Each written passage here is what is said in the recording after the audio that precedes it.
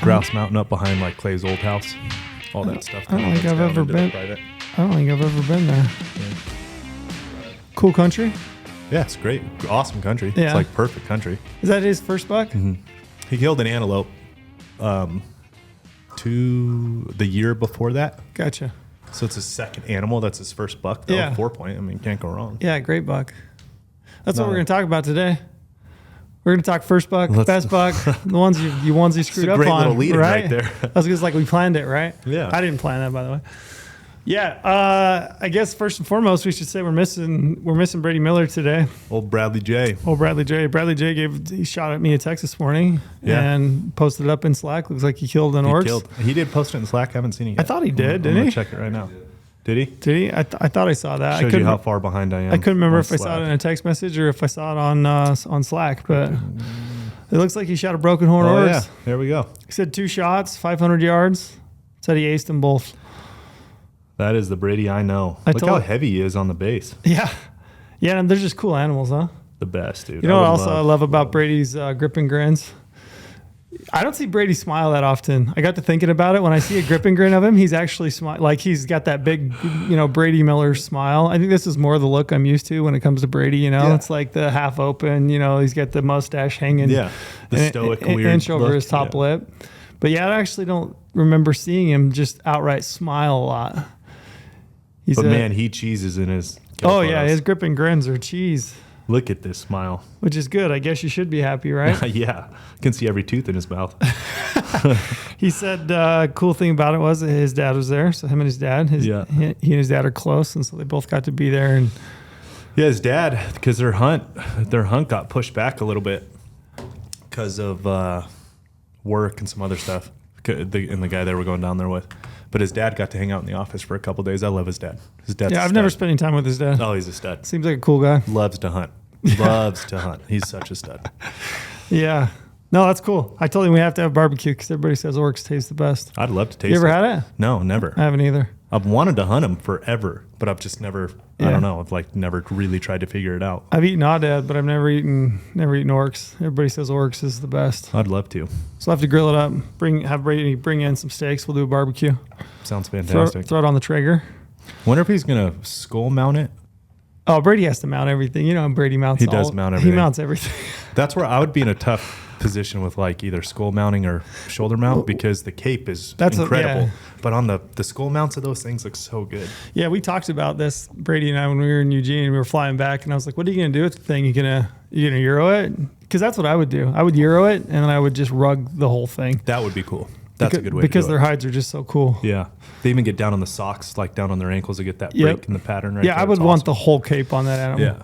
Because the chances of ever killing one again are pretty slim, I would think. Probably not good. Yeah. Yeah. But he drew his first year. I guess he applied, so you never know. That's Brady, though. That's the Brady Miller luck. I need some of that luck in my life, right? That's the way it goes for him. So we're going to hit some promos before we get started. Today, like I said, we led into it. Lorenzo and I I've been listening to a lot of podcasts, been watching a lot of hunt films just in the evenings, just kind of taking it in. I'm just excited for the hunts coming up, and I thought it'd be cool just to get the hype going, just to get excited and just talk about, best buck, first buck, and just kind of the ones you screwed up on, and just kind of do some hunting stories and just lessons learned from different hunts and just kind of pick your brain.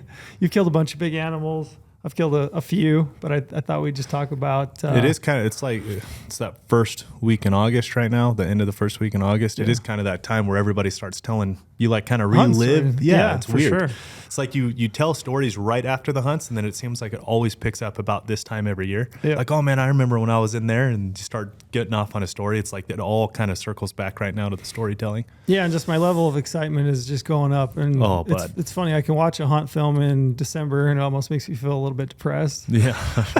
I can watch a hunt film right now. And get jacked it's exactly up. The opposite effect. Yeah, I'm so into it right now. And then I told you this morning I left Cedar, and it's I got a sweatshirt on obviously, but there's a little bit of snap in the air. Yeah. Even in Vegas. We felt a bit of it this morning. Yeah, I just rolled in, and it wasn't torch me, when I got out of the truck. Yeah. I mean, it's going to be hot this afternoon, but in Vegas you always you can kind of feel it turning right in that first the first part of the morning. Man, it's a good feeling. Yeah. I love that fall air. It's my favorite time of year when you got just a little bit of snap to it. Morning and evenings. God, hunting, football. Oh, it's so good. It's the best. So I'm going to hit you with promos first. We have a bunch of promos to run through real quick just because we got a lot of cool things actually happening. I touched base with the marketing crew before I popped in today. I was just like, hey, what do we got rolling on, you know? Yeah. And then I was actually surprised at everything that we've got going on. So we've got the GOHUNT 10th birthday right now. So 10 years we've been around. It's crazy. Is that hard to believe? Yeah. Honestly, yeah. We were doing this... We're doing a lot of stuff around it, obviously, right? Like it's 10 years is a big deal, and we made it the 10 years. But Omar was going around kind of asking all of us how we felt about 10 years. And he asked me the same question, does it feel like it? I said, man, when I think back at like everything we went through, like the stress, the trying to get going, I mean, a real startup, trying to make it, all that stuff, it feels like it's been 50 fucking years, literally. But yes.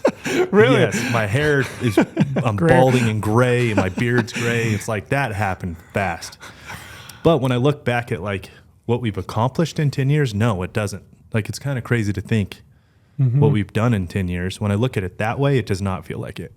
But when I think about what it's done to my health and all that stuff, yeah, it's been more than 10 years. Yeah, stressful, huh? Gosh dang. What do you think the percentage of a business that stick around more than, I mean, what is the lifespan of a business, do you know? I think it's less than, I can't remember. I think it's less than 10% of startups make it. Well, and then I think it's way less than that of a business making it 10 years. 10 years. Yeah, it's wild. Yeah.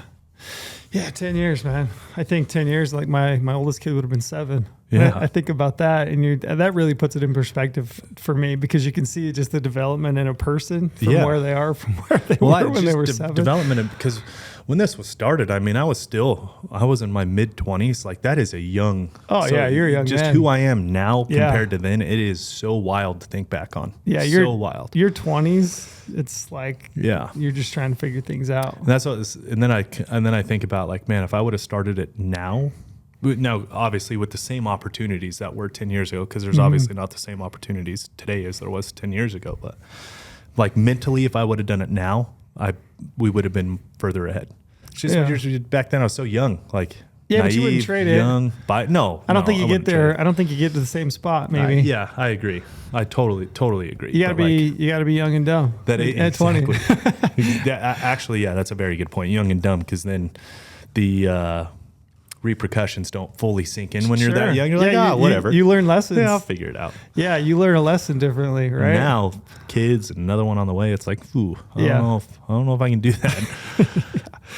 Well, let's hit you with promos. So right now, birthday bash, we got Vortex, 20% off all items. That sale's going to end on Friday. So if you're listening to this, we're going to drop it on Thursday. So you basically got one full day through Friday this week. Code birthday20, you get 20% off on any Vortex item, includes binoscopes, and there's no warranty better in the business than Vortex Optics. Agreed. I've always said, like, if you're going to spend, I probably answer this question once a day, I bet. What should I spend my money on? You know, I've got a weapon, I've got a tag. What's the next purchase? I always tell them optics, because I genuinely believe that it's the best money that you can spend in hunting. We've got Sitka, Stone Glacier, Argali, and Kennetrack. You're going to get 3 times the points for members. It's a big one. Yep, that's a big one, because those are items that typically are rarely on sale, especially when it comes to Stone Glacier or Argali. And they're not on sale. We're just doing our points program, so it's our birthday gift back. Yeah, we wouldn't be 10 years old without the customer. Yeah, we give back their gifts. Birthday. Yeah, you know what I mean. That's true. Yeah, good point. So become a member. You get 3 times the points back. And if you guys aren't aware, we have this points program. If you're a GOHUNT Insider or a MAPS member, 1 point's $1. So any piece of gear you buy, a Stone Glacier backpack, maybe it's $600. We're going to give you however many points, or a lot of points. A lot of points. At the 3X, we're going to triple that. Matter of fact, I'm kind of rethinking. It's a lot of points. Yep. And then we have another cool one. If you sign up for a membership, a GOHUNT Insider account or MAPS membership, we've got some promo codes. So for insiders, if you decide to sign up for an insider account, you use the promo code podcast. Typically, we're going to give 50 points back, which is $50 right now through the 18th of August. We're actually going to give you 100 points. So it's 100 points back. So if you join You get $100 back that you can spend towards the Go Hunt gear shop, and then you add that with some of these other promos. It's a pretty killer time to actually sign up for an insider account. Mason wants to beat me up right now with all this stuff going on. Yeah, Mason in finance is probably rolling over. He's our finance guy, and he wants to beat me up, which he could. He played O-line for Boise. He's a big dude. How big is he? God, he's a big dude. He looks like he's 6'5", 240. I know he lost 70-something pounds from when he played. Really? Yeah. He showed me a picture when he played. I mean, he's a big dude. Even today, 70 pounds down, he is a giant. I mean, he's a big dude. Yeah, that guy's. I would guess 6'4", 230, 240. Yeah, he's a big dude. And he's in finance. He's the muscle. And he doesn't give. He's not like a warm and fuzzy kind of finance. Yeah, he's the guy that looks at you. He seems and you're like a lineman. Okay, all right, I'll shut up. Yeah. Yeah, funny guy, Mason.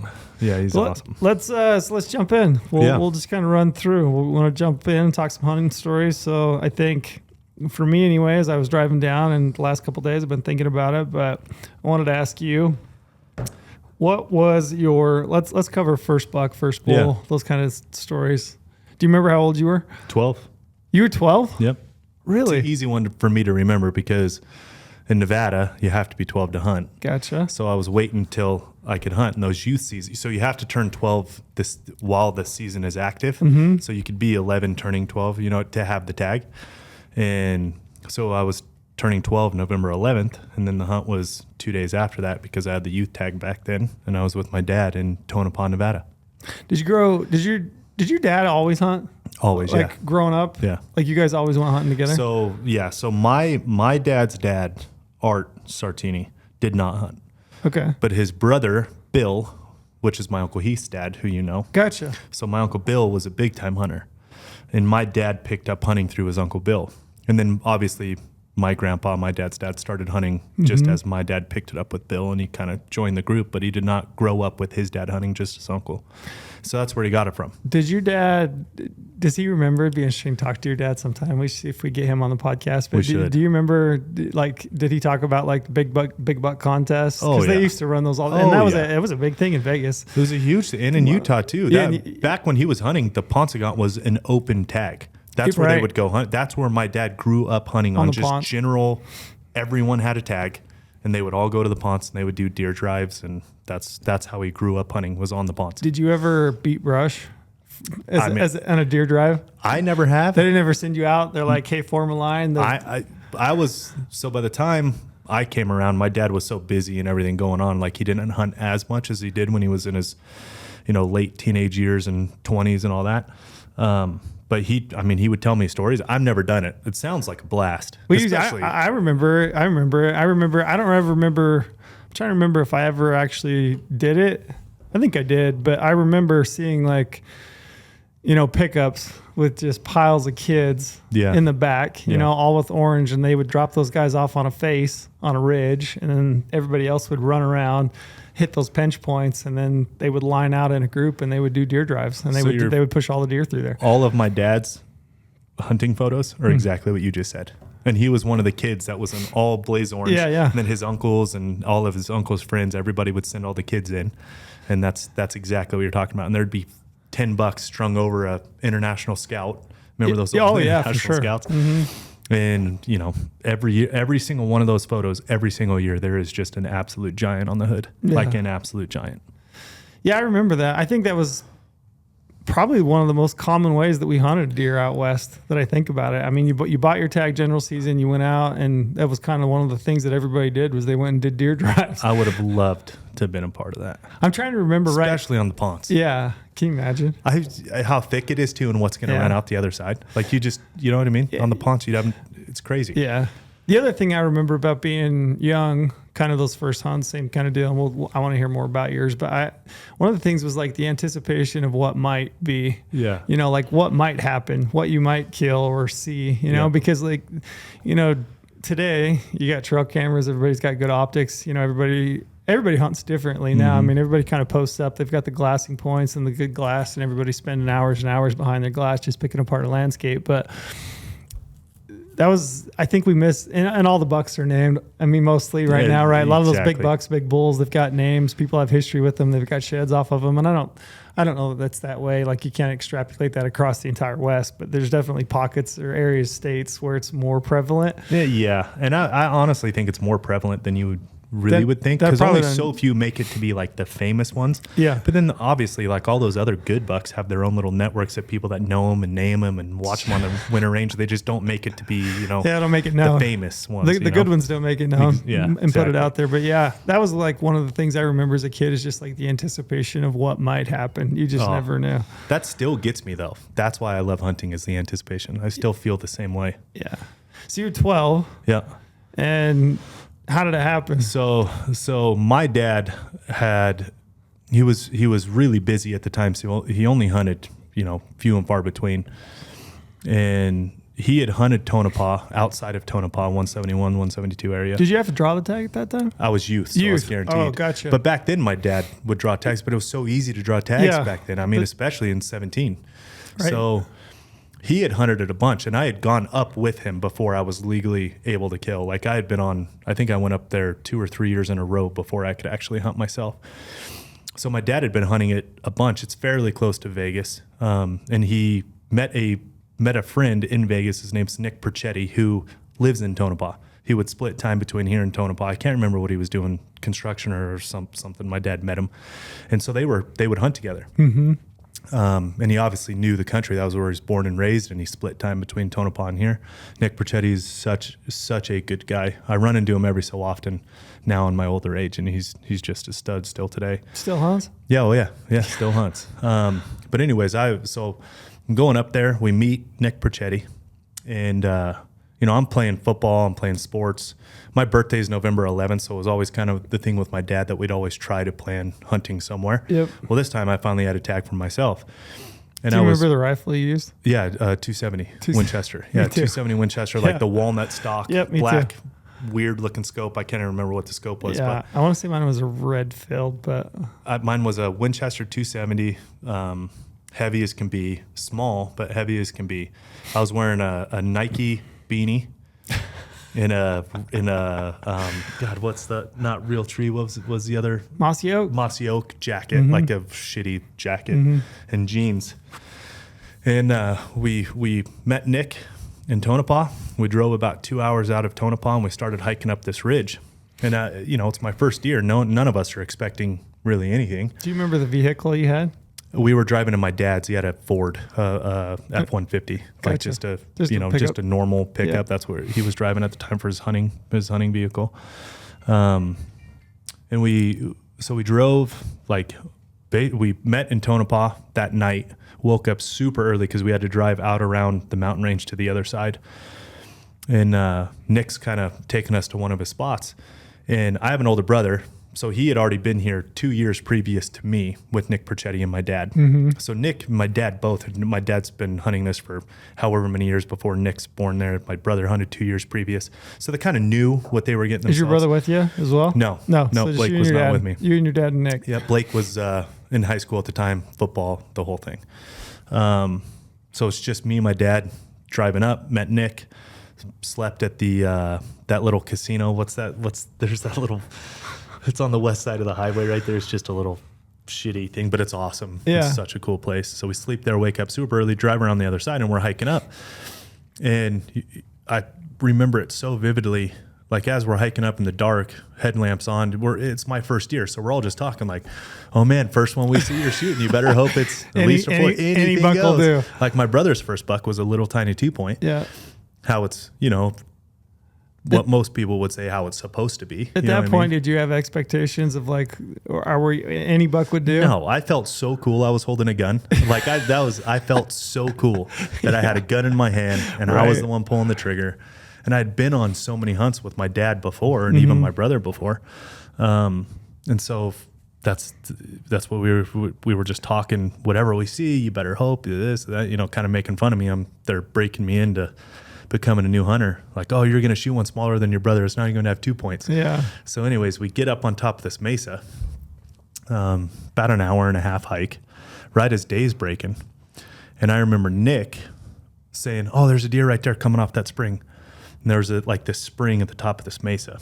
And it was just kind of a straight up deal. I remember getting to the top, looking down, and you could still see the truck, and like one of those kind of hikes. It's sagebrush PJ? Yeah, sagebrush. You got binos? Oak. No. I don't have shit. Scope. Just the gun. And I felt so cool. I wanted everyone to take pictures of me with that gun. So we get to the top, and I remember Nick vividly, oh, there's a deer coming off that spring right there. And he's like, holy shit. It's getting excited. And my dad got wildly excited. Like wildly. My dad's not, my dad, he doesn't get like overly excited all the time. Well, he got pretty amped even up. Kill guy. I'm like, all right, let's kill it. They're like, no. We gotta figure this out. He's going into those. He's doing this. So did you see the buck? No, I didn't have binos. Oh, I'm just like, where's the deer? Where is he? And we're, I don't know, maybe 400 or 500 yards away. And they're like, we got to get this figured out. And I remember them being really stressed. And I don't know exactly what they said, but they were both really stressed. And it's kind of that weird thing. You don't really know what's going on. And I'm just like, I'm just excited to shoot my own deer. So I'm like kind of trying to listen. Don't really know what's going on. They're like, all right, we gotta work down on him. I think he's in those oaks right there. I think there's that. Well, we worked down. I remember working down on him, and then Nick turned him up, bedded. He had went into that oak patch and bedded, never came out. Time had passed. Yeah, oh yeah. And he like kind of picked it apart. Now knowing what I know now, I know exactly what he did. He was just kind of working the country back and forth, just trying to pick up. Is he coming out? Is he staying in? The whole deal. And he picked up his horn in there. So we kind of worked around this little bowl to get a different angle looking into this oak patch. And got my gun down on a log, back of it on a backpack. Did you had a rest? Yeah, oh yeah. I was like, my dad benched me up. I was ready to go. Are they talking you through this the whole thing? Okay, they're setting you up. But I don't remember super vivid like the setup. What I do remember vivid is looking through the scope, seeing his horn in the oak. He has real light, like real white horns. Even looking at him on my wall today, like it's just real white. So I could see it pretty easy. And I remember my dad, and it felt like every 10 seconds, and it was probably more like every 10 minutes, but every 10 seconds it felt like he was going, get on the gun. Can you still see him? Can you still see him? Make sure you can see him. And I'm sitting there like, I'm hungry. Where's my beef jerky? Yeah. Where's it? And I vividly remember that, like eating snacks, drawing in the dirt. I remember drawing in the dirt. And you're waiting for the buck to stand up. Yeah, but I don't know what's going on. Right. Them two know exactly what's going on. Yeah. And I'm drawing in the dirt, eating Jolly Ranchers, and my dad's literally yelling at me, make sure you can see him. Is the gun still on him? Because he had that gun benched up. I'm like, yes. Why are you yelling at me? Yes, I can still see him. Where's my Gatorade? Like, asking, stupid questions. So my dad's trying to manage me. Well, a long time goes by. That buck was bedded for hours and hours. And I remember there was a truck that was going down the dirt road. Remember how I said when you hiked up, you could still see the truck below us? There was a truck going down and the sun was beating on it. And the flash in the windshield and the dust trail behind it was like very visible in the valley floor. And I remember that buck kind of like almost got up to kind of look over the crest to see what was catching his eye down there. And my dad about jumped through his skin.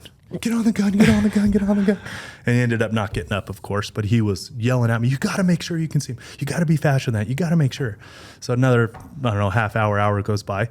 The buck stands up, stretches, takes a piss. It's nothing to me. I don't think anything else. So I'm like slow getting on the gun. My dad's yelling at me. I shoot the deer, and he was quartered away looking. We were on top of him, and he was quartered away looking away. How far do you think? 200 and some yards. I think it was 220 or 230. And he stood up looking away, and I shot him right through the top of his spine and just dropped him. And we go down to the buck, and my dad and Nick are ecstatic. Like I said, my dad isn't an overly excited guy. Yeah. And I still remember how excited my dad was because I just don't see that out of him very often. And I still don't think much of it. I'm like, oh man, I just killed my first deer. Yeah. And they're like, you got to take more pictures. Take this, now turn them this way, turn them that way. I'm like, I don't remember doing this with any of your deer. Right. With my dad. And anyways, we get them butchered up. We go down. It's getting dark.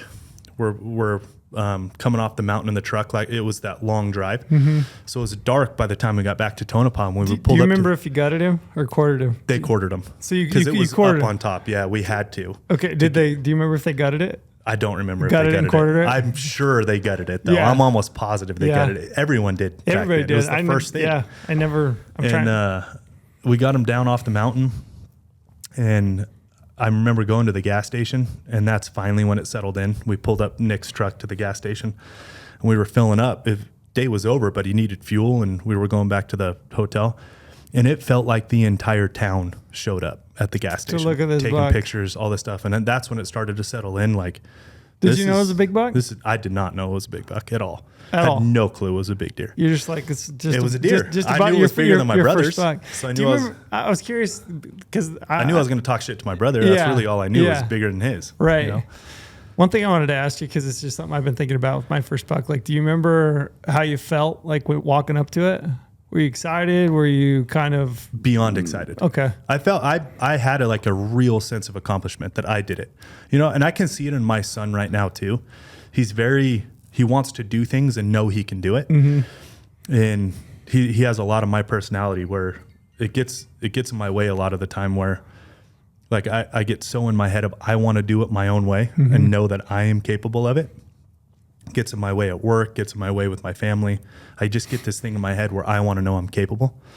And I remember having that overwhelming feeling of like, yeah, I did that. Like I shot one just like my dad does. Right. I just shot that buck. Like, this is mine, like this is my deer. I'm curious, like you as a parent now, I mean, your Turtle's still young. Yeah. You get another one on the way. Mm-hmm. And I think, when Turtle gets old enough and he decides if he wants to go hunt and you take him out hunting, like, do you kind of understand that excitement that your dad probably felt at that point? Oh, 100%. Because as you're talking and you're telling me like how excited you are for your dad and like how, I don't know if the word is stressed, but he's amped up. Amped up. I mean, at that moment, it's like the biggest buck he had seen. Well, and then just like your kid's first buck. And I don't know how to explain that other than like you want it so bad for your kid, worse than most animals I've ever shot on my own. Mm-hmm. I wanted it so bad for my kid to be successful. So it's like, I don't know. That was one thing. Like as you were talking about your dad, and just like him telling you, like, get on the gun, and just so intense. I'm like, I know this feeling. I get it with my friends. Like Porter last year for his 40th birthday. Sure. I wanted him. I wanted it so bad for him to kill the biggest buck he had ever killed, and I get amped up like that. I get kind of out of character because I'm not in control, and I want it so bad for them because I've been so fortunate and lucky to kill like my very first deer. To kill some big stuff. And it's just like, I want it so bad. I can't imagine when my son is the one. Like if I'm getting amped up over Porter, I mean, it's Chris Porter, then I was still amped up. Yeah, man. Your own kid, man. There's nothing like that feeling. You just want it so bad for him. And you want it to be like perfect. You want you want the animal to go down. Yeah. And it did. And it did go down. I spined him, like hit through that top part and then down through the vitals. So he didn't go anywhere. It's a kill shot. Didn't have to follow up. Like it was awesome. It was genuinely perfect. And then, like I said, at the gas station, I realized it was different because I had been with my dad before and none of this was happening. And they were all telling me congratulations, wanted to take a picture of me with the deer. That must have felt really cool as a kid. As a 12-year-old, and you've got a big buck in the back of a truck and everybody in town shows up to, check out your buck. And you must have just been absolutely beaming. It was awesome. And then going to the taxidermist talked about how big it was so we slept in Tonopah that night, went to the taxidermist the next morning, and he about shit a brick too. He's like, this is unbelievable. This is unbelievable. I haven't seen a deer like this come out in quite a while. No kidding. Anyways, the deer, he's 204. Oh. So he's legitimately over 200 inches. No 204, way. Very first deer I ever killed. He's that big. Yeah. That's a giant. Scored by the taxidermist. That's crazy. And I'm sure at that point you had no idea. I mean, 200, you're just like, I mean, it took, I don't even really think I understood that I had shot a 200-inch deer until I was in my 20s, until I really started to understand what that was, what it meant, how hard it is, how few of them there are, Even in Nevada, for that matter, on a general, on just a youth tag. At 12. It was awesome. Yeah, that's the magic mark for everybody, 200-inch buck. Yeah. That's crazy. The very first deer I ever killed. Well, mine was the opposite end of the spectrum. So mine was a 2-point, like legit, barely a 2-point. Uh-huh. I was thinking about it today on the way down. I think I was 16, and I don't know. I think that might have been the legal hunting age Like as I was coming up, and I know that they changed it. 16? Yeah, I think at one point way too late. Either that or my dad just was like, nope, not ready. If we're gonna hold him off till he's 16. I think my parents they put up with a lot when I was a kid, but I think I'd totaled 2 cars by the time I was 16. So I would have held you off then too. Yeah, I was 14 when I put the first car in the canal and totaled that, but so yeah, they were maybe at that point they were just like, we ought to hold this guy off till he's 16. He's not quite ready. Yeah, but I think I was 16, and same as you. I was playing sports. I went to a tiny high school, so we played fall baseball. Mm-hmm. So I would have been, I think, a sophomore, and I didn't have much time to hunt because I still had practice, every day of the week plus school going on, and then the hunt was in October. What's funny, I was thinking about this too, is like I remember when I was in high school, and maybe they still do it where I'm from, but they used to have a deer hunter's ball every year, and it was called the deer hunter's ball. My dad and my uncle told me about that. Yeah, I mean, it was a high school dance, and then like a lot of people from town, and all the little communities, they would come, and that was it. You got the Monday off of school actually, and it was I think now they call it fall break, but back then it was for the deer hunt. I mean, everybody kind of knew you got a day off for the deer hunt, and you had the deer hunter's ball, and they auctioned. You gave raffle tickets. You could buy raffle tickets to win a rifle.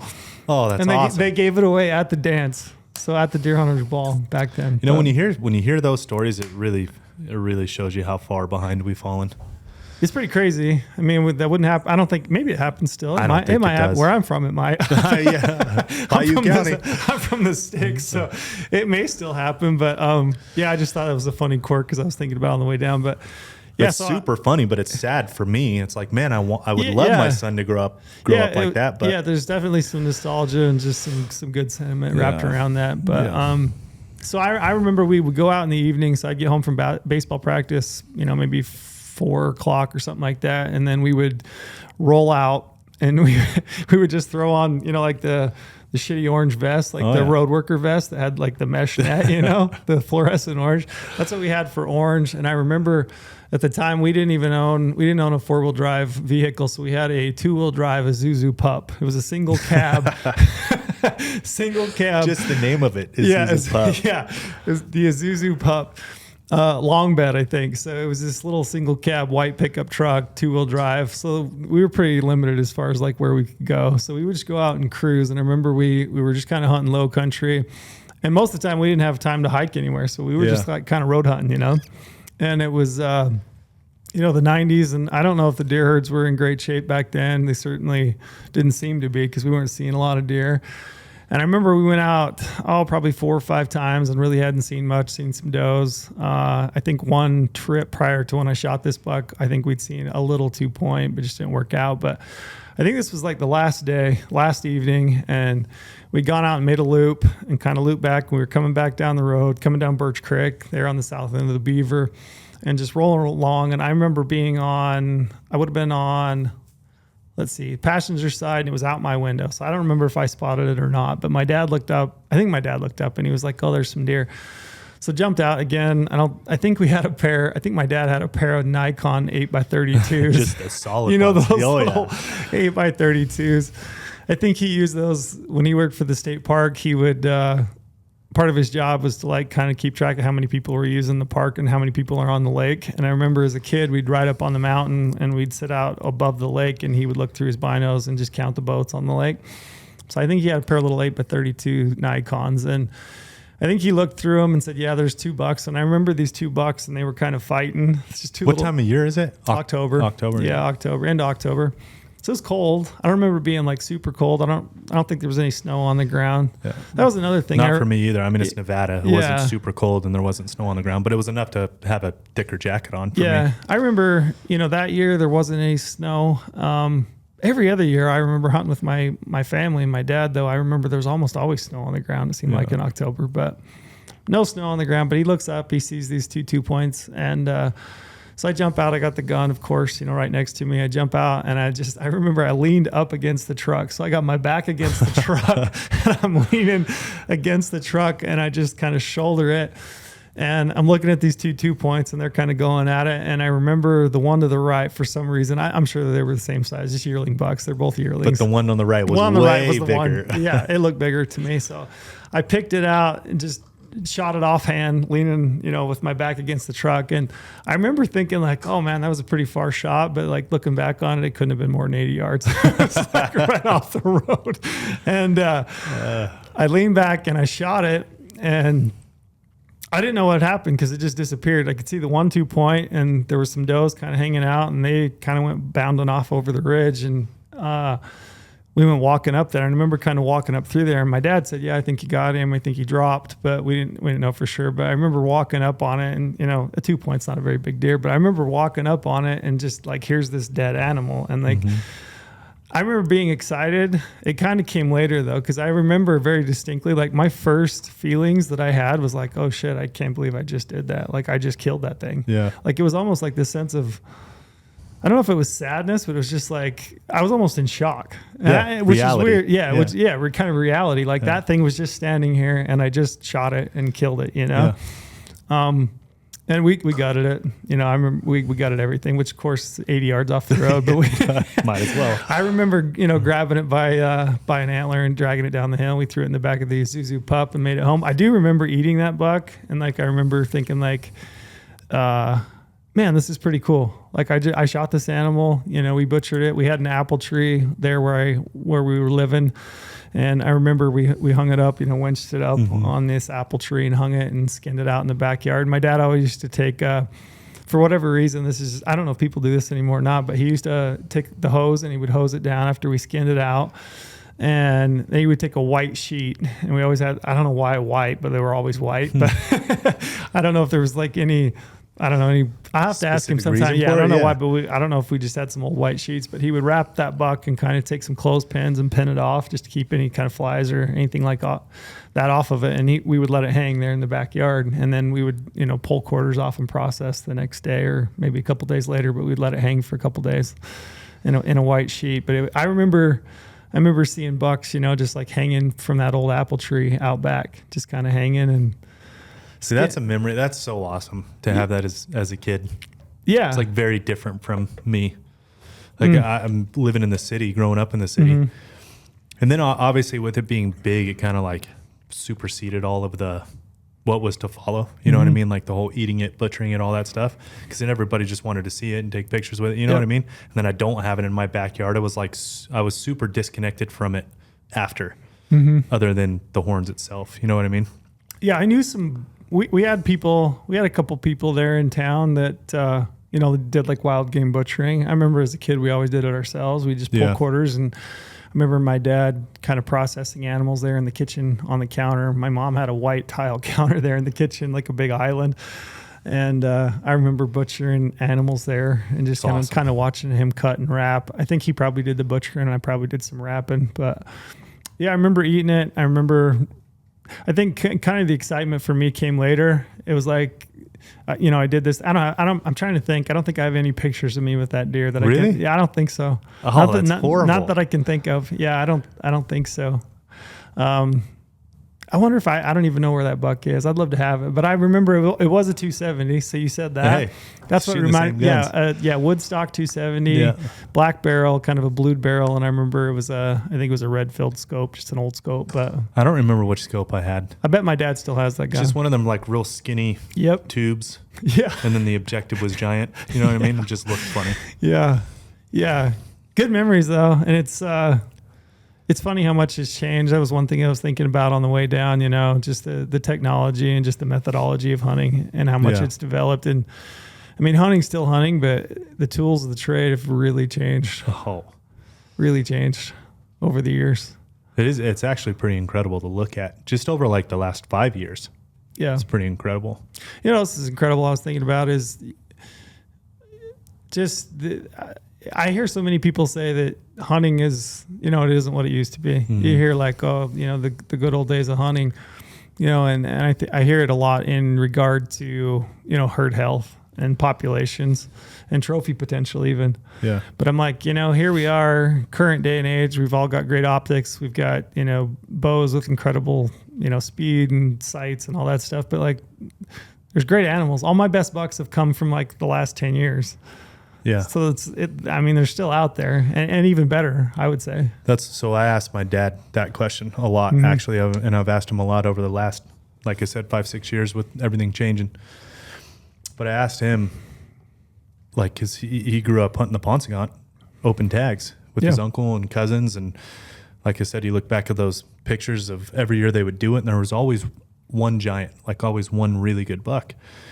And I would always ask him, like, man, hunting back then, 70s, 80s, you had to have seen so many big deer. It's crazy. Like, how different is it? And he swears it's better today than it was back then, for as far as the amount of big deer. He doesn't know if it's because of, trail cams and this and that and all that stuff, all the tools. But, he's killed a lot of big animals just because he's hunted for so long. He's 65, 66 years old. But he feels like he sees more big animals nowadays than he did back then. Yeah. Be interesting to actually to see if that's true. Yeah, it'd be interesting if you had the ability to time travel, if you could go back in time and really hunt the way that you do now with the tools and the knowledge that you've got, like what would be available then. Yeah. And if maybe they just weren't there, maybe herds and objectives and the way that they were managing at that point, maybe it just didn't produce those kind of animals. I don't know. Yeah. The populations were much higher, at least in Nevada. Like you look back in the 80s and 90s, the populations of deer were way higher. Maybe that that wasn't conducive for like what it's producing now, which are these just mega giants. Yeah. More feet on the ground now. Yeah. Bucks get I don't bigger. know. I've always asked him though, like to really think back on it. Yeah. And he swears he has a better chance at bigger animals now than he did back then. So that leads into the next question. I want to hear about your biggest buck or biggest bull. Biggest buck or biggest bull? Yeah. Best buck, best bull. Either one. So for me, I'm not saying this as a cop out or anything. Like I genuinely mean it. I prefer, like, instead of size, like I prefer most meaningful. Like those are the ones I think about. My most meaningful buck to date is the one I killed in Wyoming 3 years ago in the high country with Bo Beatty and Randy. And and the reason I just watched that not long ago. The reason for that is that was my first like big sizable animal, elk or deer, out of the backcountry.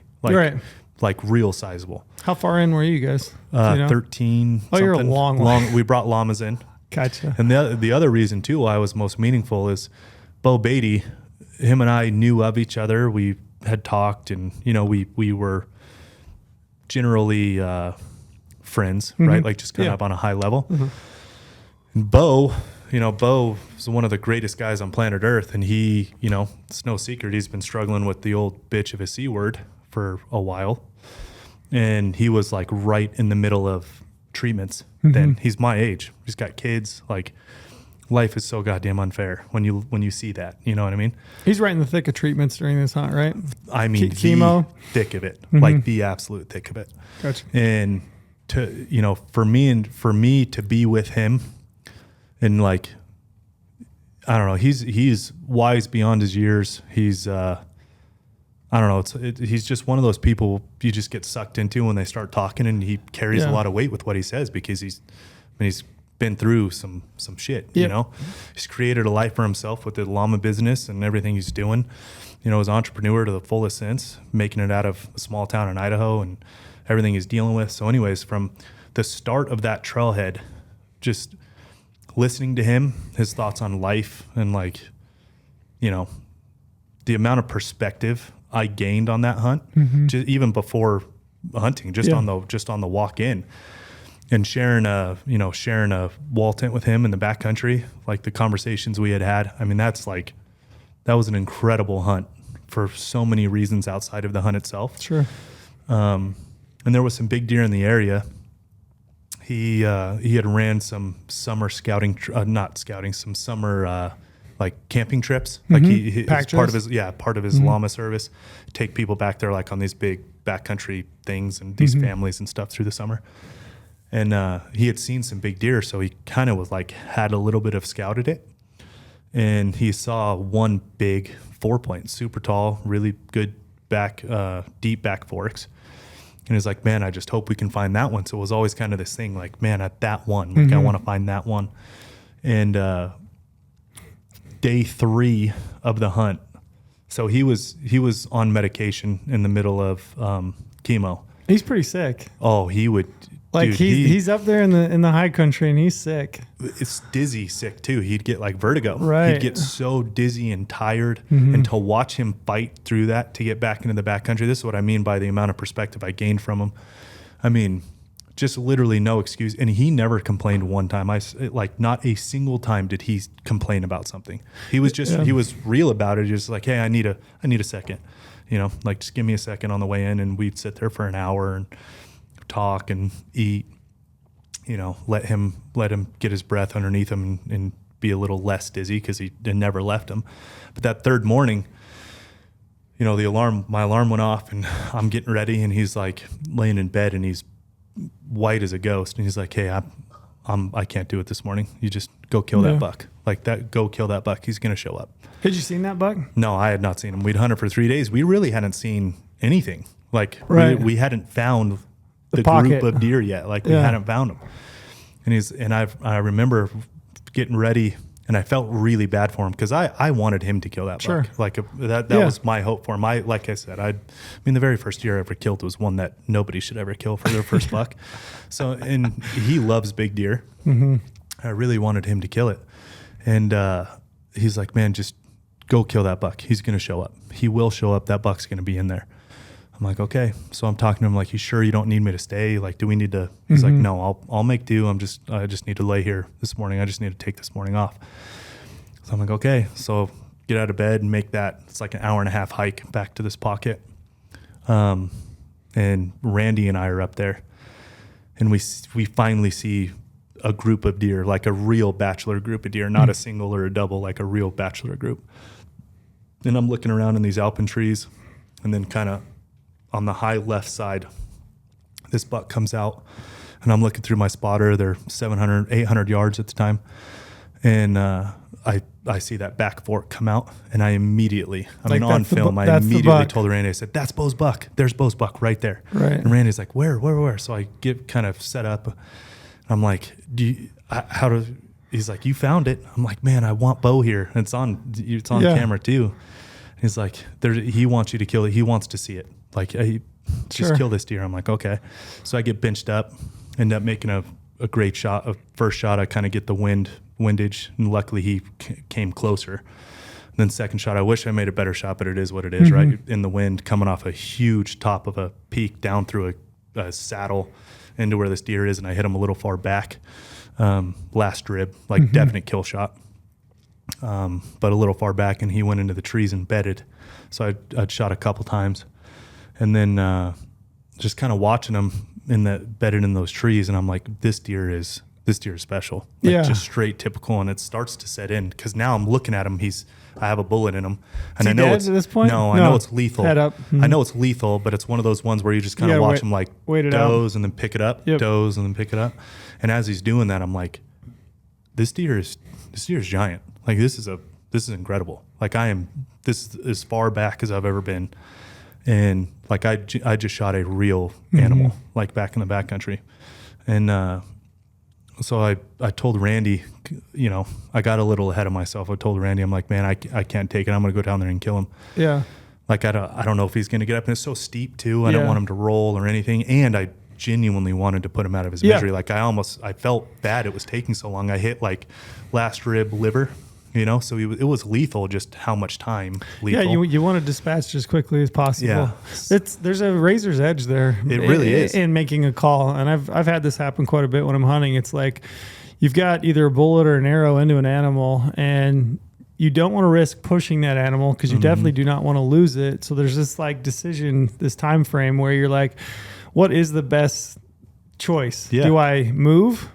Do I wait and let this animal hopefully dispatch on its own? But you also have this like overwhelming just desire, and your ethics are telling you like take care of this animal as quickly as possible. I can't keep watching this. You know what I mean? Because I'm watching him, but I can't keep watching the tongue hanging out and him lift his head up and go back down. It's a hard decision to make. And every time I'm like, okay, this one's it. Like he's gonna, and then 2 minutes later to lift his head back up, look around, and then put it back down. I'm like, I can't do this. And I told Randy, I'm like, the worst case scenario, I push him and he goes downhill because it was so steep. Sure. Like if he gets his legs underneath him, we might lose this deer.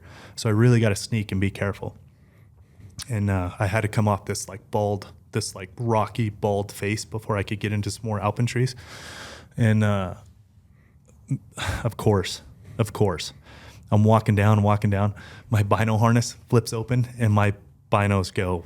You didn't tumbling. You didn't have them tethered in. Tumbling. No, I never do. Oh, you got to tether them in. I do now, but I never did. So I do now. Neville used to never tether his in, and we would be like walking along and you duck under a tree, and you've got your binos open and it would drop out. Yeah. I'd be like, man, you got to have those tethered. One of these times they're going to pop out. You're going to be so focused on something else. You're just going to walk off. So that happened. I was so focused on something else. Yeah. And I wasn't paying attention. And I think my hand, because I was using trekking poles because my left knee is really bad, especially going downhill. And I'm pretty sure like it clipped that open side, just flipped it open, and my binos were rolling, gone forever, like literally gone forever, all the way down to the bottom. And I'm like stuck on the open hillside, and I'm looking at this deer, lifts his head up. And I'm like, holy shit. What do I do? And he finally put his head back down. His back legs were kicked out, so I knew it was like lethal. I just didn't know if he was going to get his legs underneath him. So anyways, I just kind of like shimmied over and took a bench rest, and then just put 3 more into his body just to get him done. So he never got up. But after that happened, he was on more alert. Like his head was up for longer. Yeah. And I'm like, this is all I got. Well, anyways, where that leads into the story is I shot a couple times, and then I shot 3 times to dispatch him, right? Well, Bo could hear, not very well, all the shooting, but he could hear. So he telling me afterwards, he's like, "What the hell is going on? Yeah, like what is going on? Are they in a gunfight? Like, what is going on?" So he, as sick as he is so like ate up with what's going on. Is the big buck, like, why would you shoot that many times? Is it bad? What happened? And so he literally runs up the hill. And as I'm going in to like recover the deer, and he had made it all the way to the top.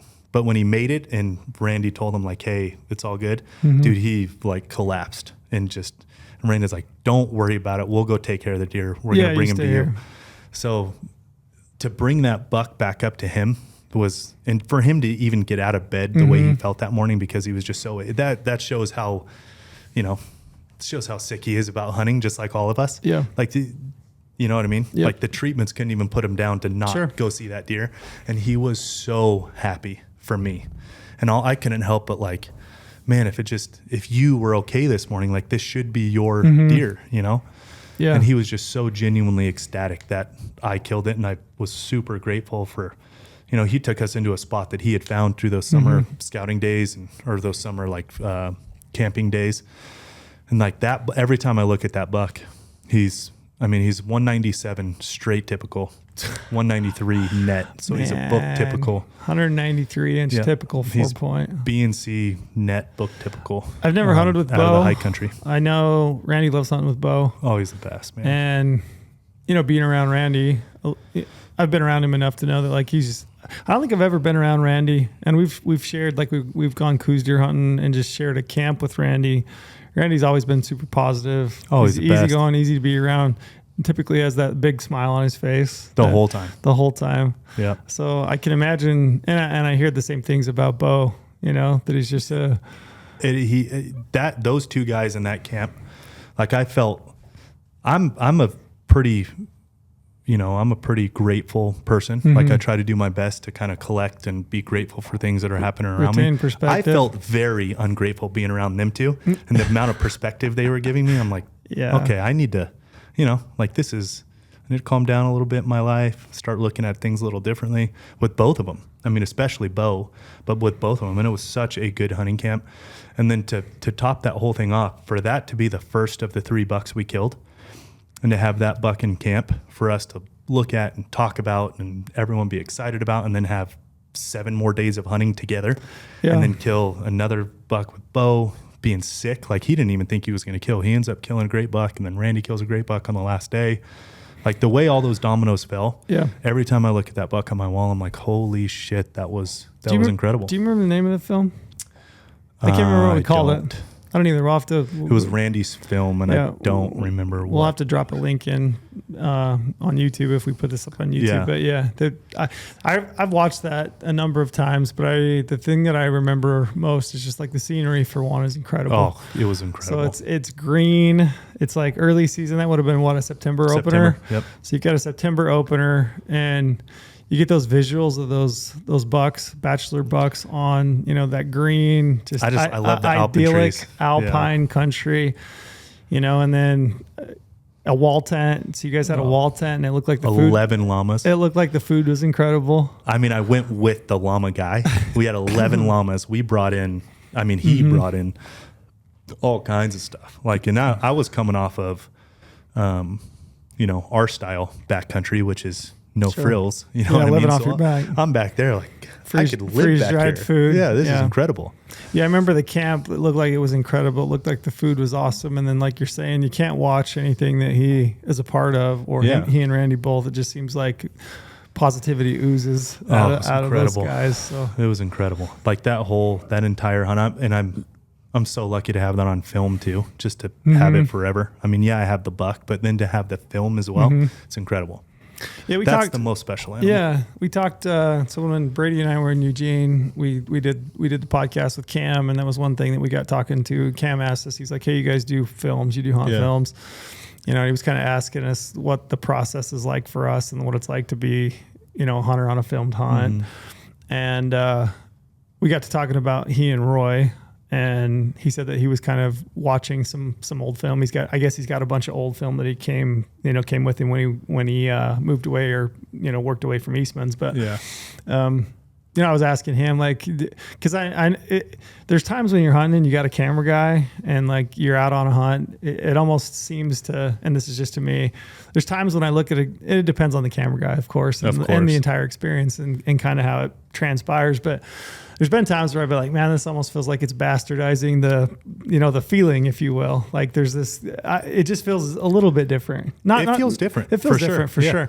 But one thing that he said, because obviously his storyline and what happened, to Roy and the way that kind of went, he was kind of telling us his perspective of, being able to kind of look back at film. You have those memories. You've got him. You can hear his voice. You can see his face. You know what I'm saying? So, and that's something I don't often think about when in regard to film. And I don't know that I take it. I know for sure that I take it for granted. There are right now, if you go to YouTube, my kids, anybody that wanted to, that knows me, that loves me, could go and watch those and get a piece of something that I was really passionate about. The thing in my life, some things in my life that I absolutely love just as much as anything on this planet. To see you in that moment. To see me in my element, if you will. It's awesome. So it's a pretty cool thing. I take it for granted too. There's two films though. The Window with my son, that first hunt with my son coming out of the hospital. And then this hunt, those are the two that I do not take it all for granted. The rest of them I will come across every so often. I'm like, oh man, this is cool to have this, you know. But those two are the ones where I'm like, I'm gonna hold on to those. Those are downloaded and saved on my computer and will never leave. Yeah, it is pretty cool to go back and look at those. And I look at after coming back, I kind of look at that whole process through a different lens, if you will. Yeah. I never really looked at so much as this memory that could potentially live on forever or something. Because I guess, tomorrow's never promised. You just never know. 100%. It's pretty cool to think that there's some video out there that somebody could watch and reference and be like, oh, this is this guy and this is who he was and what he really loved. So and this is how he did it. This is how he did it. It's pretty cool. What's your biggest or most special? Do you think about it as biggest, or you think about it as most special? Yeah, I was thinking about it as you said that, because I asked you, what's your best buck or bull, and you kind of said I don't know if it's the best or the biggest, but it's the one that's the most meaningful. And I don't know that those are entirely mutually exclusive, if you will, because I think there's some common veins. I think whether you learn something about yourself or you learn something about, hunting with a partner and you gain some perspective in life, I think there's definitely that to be gained. And I would say for me, my biggest buck, it's my biggest buck, but it's also just a lesson to myself of stick-to-itiveness and just perseverance and how bad I wanted to achieve that. And then just the sense of accomplishment that I felt when it actually happened. But I killed a buck on just a general season tag in Utah. I think it was 2013.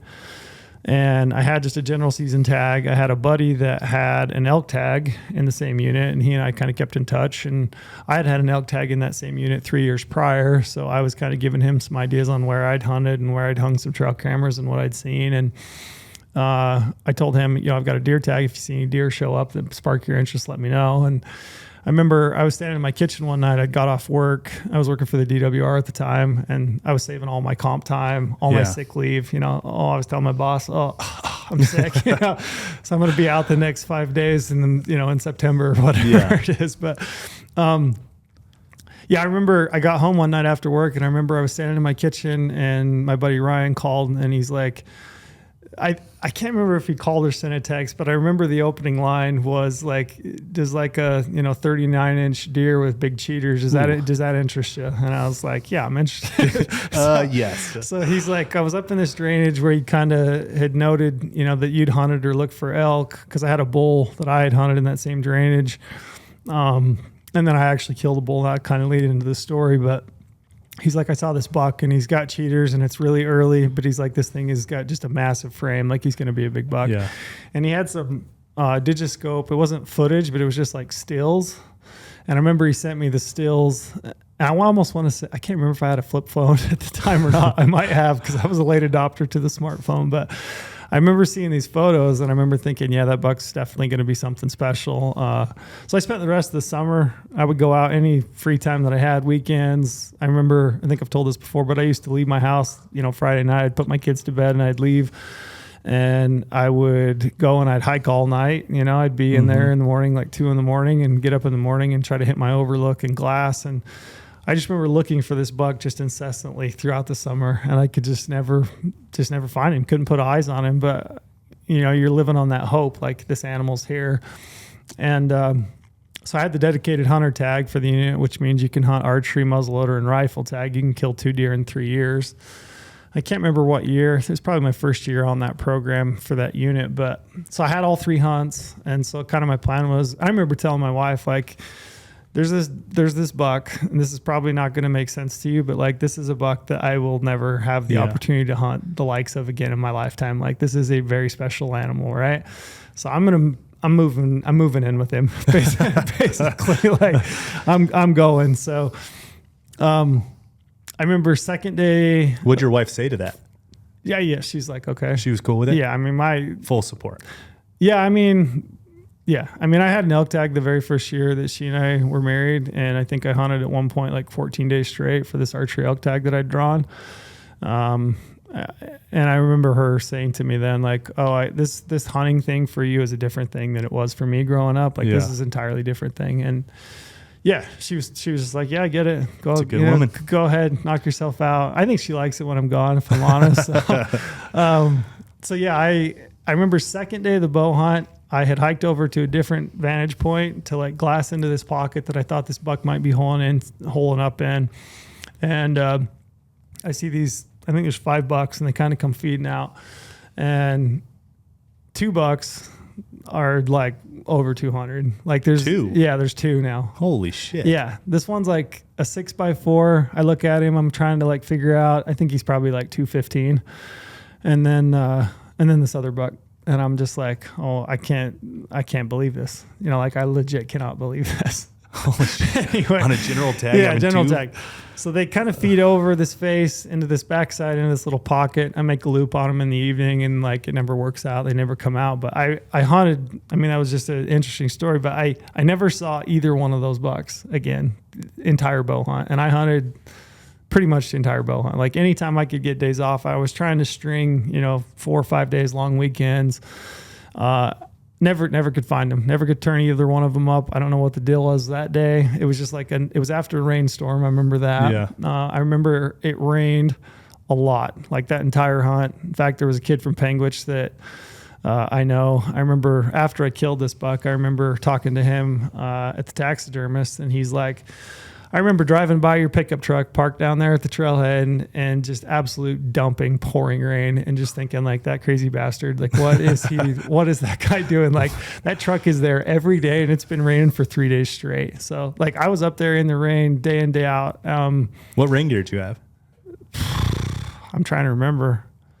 I had rain gear, but it wasn't. 13 could have been Sitka. Or Yeah, it was probably Sitka. Yeah, I think so good rain gear. It was decent. Yeah. I mean, I wasn't like drenched, the whole time. I remember my sleeping bag getting, I slept in a wet sleeping bag a night or two. Ooh. I remember that stuff's come a long ways. Yeah, long ways. Nowadays, rain gear and down for and all sure. that for wetness. Yeah, I remember a 5-day stretch one time though, where I saw a forked horn 2-point and a doe and a fawn in 5 days, and that was it. Really? Yeah, 5 straight days on the bow hunt. But I couldn't turn that buck up, and then fast forward, bow hunt ends. I'm still pretty committed to the area, even though I can't find either of these bucks again. But opening day of the muzzleloader hunt is coming up. I decided I'm going to go in 2 days prior before the opener. I'm just going to spend 2 days trying to find this buck. And I go in 2 days straight, nothing. The day before the opener is just an absolute storm. Like wind's blowing 30 miles an hour, rain comes in, just gross. Yeah. Just pounds. And then the opening day, same thing. And I remember, I think that was like one of the first times in my life I remember I need to be like a little more selective about my camping because I'm in a burn. And I remember the night before the opener, I was sleeping at the base of this giant Doug fir, dead, completely dead. I mean, the thing's as, big around as my, my diameter that I can reach. It's huge, big old tree. And I remember laying there at night, like 2 o'clock in the morning. And I remember that thing, like looking straight up into it. And it's like moving like 10 feet at the top, it's just going back and forth. And I remember thinking, this probably isn't the best spot to camp, but that was like one of the first times I got to thinking I probably should be a little bit better about picking my camp spots in burns and high winds. But opening morning comes, wind's still kind of blowing. And like I said, it had been raining for a few days prior to it. Get up in the morning, hike up to a knob. I spend the morning glassing. I don't see anything. I see some elk. And I remember I hiked back down to where I'd camped, and I kind of sat there and ate lunch. And I just got to thinking, if there's going to be some bucks anywhere, they're going to be down the bottoms of these drainages, So they're going to be in the bottom. They got to be out of that wind. And so I hiked down into the bottom of the drainage and up on a little knoll, and I could look down 2 drainages, and I could basically see the bottoms. I couldn't see the whole bottom, but I could kind of see some, openings. So just straight intuition led you to that? Just straight intuition. With what you'd been gaining over glassing and all that stuff previously? Yeah, I'm 17 days at this point. This is 17. Okay, so you've collected a ton of data. Yeah, ton of information. Even though I'm not seeing the animal that I'm after, I'm like collecting information. I'm where I'm seeing elk, kind of just the topography, weather, same thing. So an intuition just kind of set in. Yeah. Intuition is, hey, deer, winds out of the south. If these deer are going to be in here, they're probably going to be in the bottoms. They're going to be maybe tucked away on a north facing slope, out of the wind. Yep. So,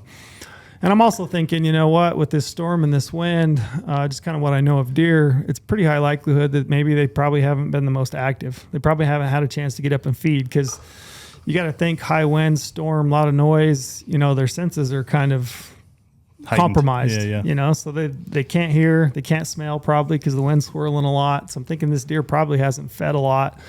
So if he's been nocturnal, maybe there's a chance he gets up this evening, So hike down there, set up on this knoll, and it's probably maybe 3 hours before sunset. So it's like 4 o'clock maybe a little early, 3 something. Anyway, so I'm sitting there and I'm looking up this drainage. And I probably hadn't sitting there maybe 10 minutes. Just glassing, and I look down on the bottom, and there's this little seep, and I'd shot a bull elk off of that seep in 2010. Really? I'd shot this bull, like 330 bull, shot it off. Bull.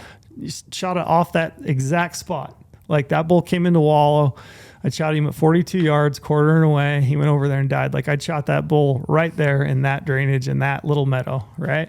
So I look down in that meadow and I see a 3-point, I see a doe, and the last buck, I don't even know what it was because I didn't have my scope on it, but like frame, I'm like giant. I didn't even get the scope out. I just threw everything in my backpack, grabbed my muzzle loader, and I just beeline it. And I dropped down through that drainage, up the other side, down in the next one, up onto the next little knoll. And as I come up the backside of this knoll that kind of overlooks this little meadow, I'm just creeping along, and I'm creeping through, and I'm thinking that those deer are going to be feeding in that little open meadow. And I'm just kind of creeping along, and I see them. I just get a glimpse, and they're kind of moving up into the trees. Like it's like regenerated, like dog hair aspen. Yeah. And I'm thinking, shit, I'm too late. I'm behind them.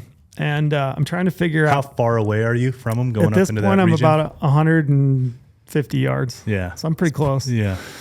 So I got But it is pushing it with the muzzleloader yeah, too. Yeah. So I got the muzzleloader. I ditched my pack at that point, and I'm watching them kind of feed up into these aspen, and I'm thinking, you know, what am I going to do now? Because if they get up into those aspen, I don't know how I'm going to turn them up because it's just thick, you know. Mm-hmm. So I'm just trying to make my mind up of what to do, and I'm thinking of making a loop on them, and all of a sudden I look down, and here comes the 3-point, and he's feeding right back down through the meadow the exact same way he came. And I don't know why they turned, but they did. So he turned, he's coming back down, he's creeping along. Here comes the doe, and then here comes the buck, and it's the cheater buck. So I edge up, and I'm just sneaking up, and I've got a little bit of cover. I sneak up, and I get to where I'm 80 yards, just right above this wet meadow. So that buck comes feeding out. I stick. You have good wind the whole time. Good wind the whole time. To worry about? Yeah, wind's coming down the canyon, blowing from them to me. So I'm sitting there. I put the muzzleloader in the crook of a dead, burned off tree, and he walks out, and I just put it on him and touched it off 80 yards, and it was like your classic muzzleloader, just pounding.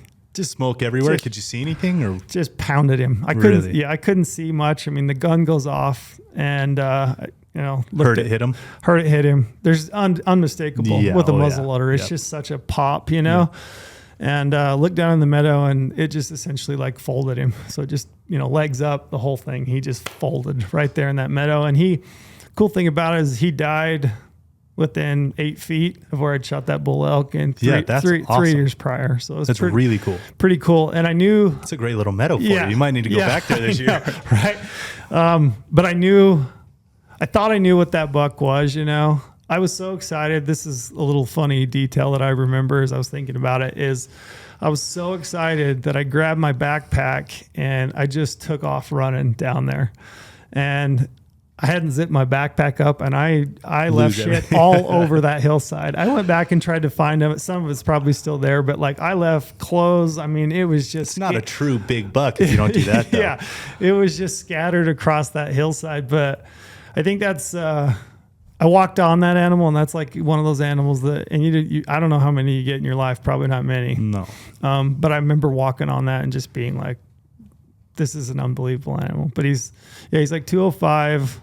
He's kind of a freak. He's got big floating main beams, and then he's got those two cheaters. He's the coolest 205. I know obviously know the buck you're talking about. I didn't know the full story like that. Yeah. But it could have been either of those two big deer. Could have been either. I knew when he walked out. At 80, you knew which one it was. 80, I knew which one it was. But when you bombed off, you didn't know. I didn't know which one. I knew it was just a giant buck. Yeah. Yeah, it could have been either. When he came out at 80, I was like, that's the cheater buck, and pounded him. But I just sat there. So like I remember, I'm getting emotional. Yeah. But as you should for that buck. I just sat there. Yeah, I probably sat there for I sat for 3 hours. I remember I had seen earlier in the day a couple other hunters up the drainage from him. I was like just so paranoid about this buck. Yeah. I stayed with him clear till dark. I called my buddy that had essentially given me the intel and kind of put me in that area and had seen that buck. But he came up and helped me out the next day, and we packed it out. But to me, that buck will always be special just for the patience, the persistence it took, and then. It really did feel like a chess match with that buck. And I remember... It sounds like it. Yeah. It sounds wild. Yeah. And I remember, same as you, just like that sense of satisfaction, the sense of accomplishment. Like I'd felt like, man, I did something. Like I really did something special. Like this is an animal that, it was worthy of the entire process. All the 17 days, all the long days of just sitting there by yourself and the process of trying to put it together. But... It was fun, man. Special buck. And I've killed a lot of animals in my life. I've only ever mounted 3, and that one hangs over my desk. And so it is such a badass buck too. Yeah, cool buck. That just, I'm excited. I talk about, this is why I wanted to do this podcast. Cause like I think about these stories. I'm deep in my thoughts. Yeah. We swap stories, and I get excited to go hunting. Me too. Like I feel those same feelings that I had, which is just genuinely gets me so stoked to go out and go hunting. And you have a general... I have a general season tag for the same unit. Yeah, there we go. That's what I was getting at. I better check the meadow, right? You better go check that meadow. Yeah, it's better one of go those, check that. It's one of those areas you just like. It's like you might not see that many deer. You might see 2 deer in 5 days, but then it's got some areas in that country that like it really could produce a giant buck because there's just so many little nooks and crannies. And yeah, that's the part that I love. You know, I love that country. I love it for the fact that there aren't that many deer, but there are also not that many people. Yeah. You know, and there's definitely some country that you can get away from folks. And in those 17 days, do you ever make it back to the truck or make it back to town or anything, or were you just straight out there 17 days? I was hunting like 4 and 5 days at a time. So I'd bomb in there. I would take like a long weekend. So I'd hunt like a Saturday, Sunday, Monday, you know, Tuesday if I could. And if I didn't see anything or, you know, needed to restock or go back to work, then I would run back over the hill and Did restock. it just eat at you when you left? Oh, it was the worst. It had to have been the worst. It was the worst. Yeah, it was the worst. I remember several nights like going home and, you know, just my sleeping bag just being completely soaked and just, you know, throwing it in the dryer and trying to dry that thing out. But yeah. I remember really long days on that hunt. Just Had to have been super long. I mean, morning. Time of year too. It's a lot of daylight. Yeah.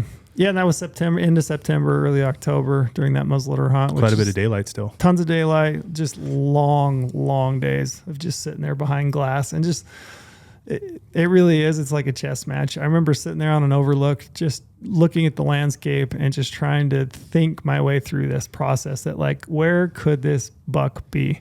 Yeah. You know, where you knew he existed. I knew you he laid existed. eyes. I knew he existed. It was just like, where in the hell could this thing be? And how can I kill him? Do you think he was down in there the whole time you weren't seeing him? I think he was probably mostly nocturnal is my feeling. And I mean, I don't think he ever, I'll bet you he didn't go more than a half a mile from that little drainage all summer, all September. I think a big buck like that, I think they have a fairly tight home range. Yeah, I would agree. And I think they just learn to utilize it in a way that they just don't get detected. And as you think about mule deer, I mean, they're more susceptible to predation from a lion than, you know, an elk is. Mm-hmm. And they're also much more selective in their diet.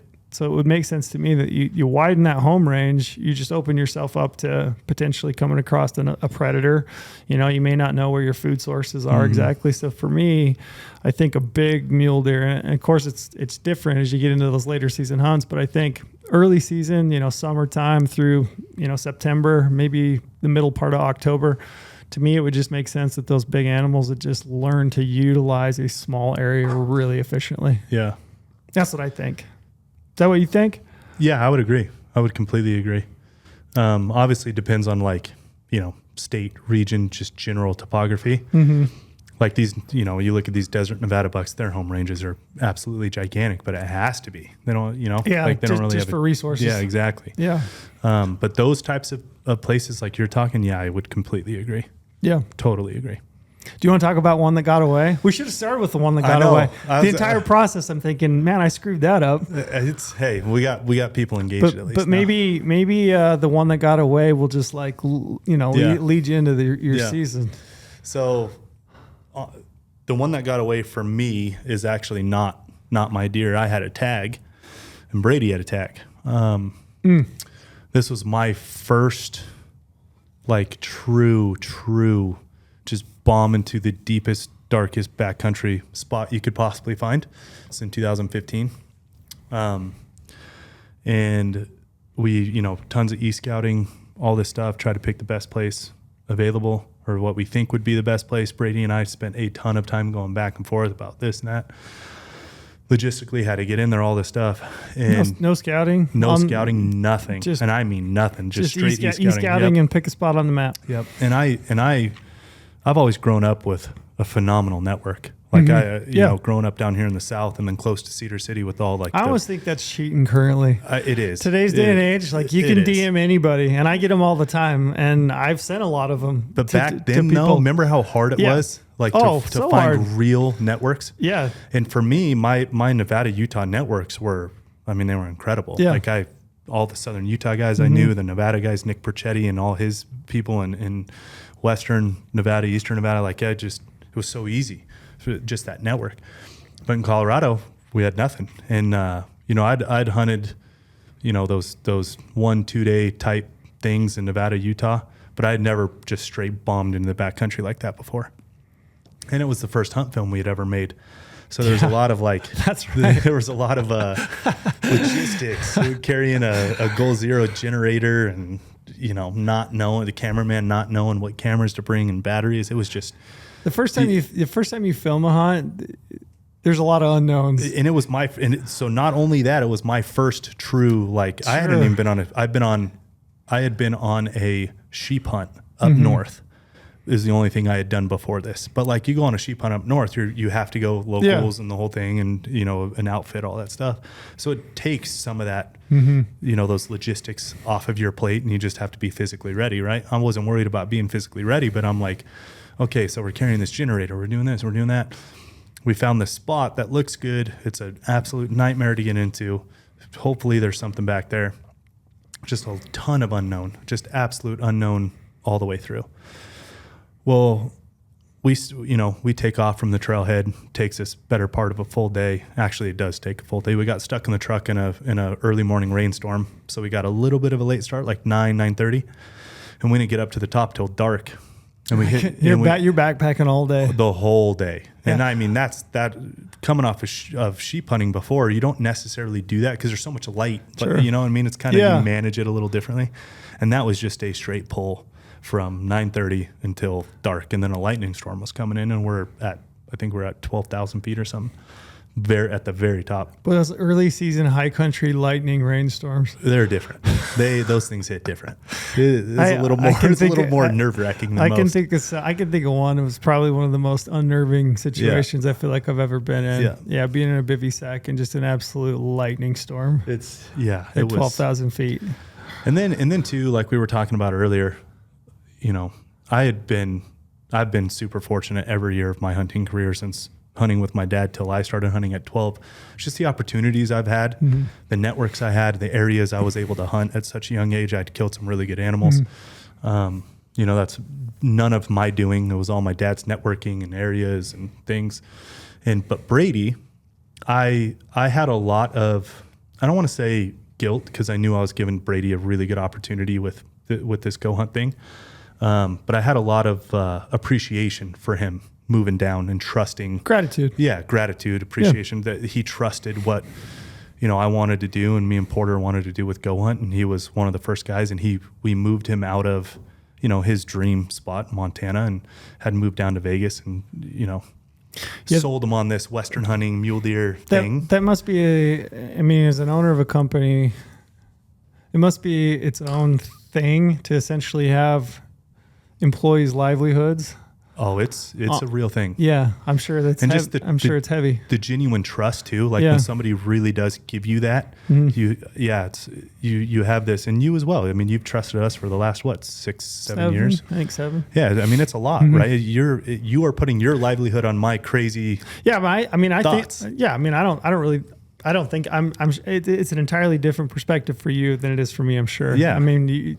And especially because we didn't even really have at that point it was just like I didn't even 3 of you. Yeah, and he was giving up his tenure in biology and doing something completely new, and so I had a lot of appreciation for him. And you know, we put this hunt together because we told him, you know, come work for us. We're a Western hunting business. You want to do this mule deer elk hunting thing? He hadn't really done much of it yet, and big mule deer, big elk, because he'd been doing the Montana stuff.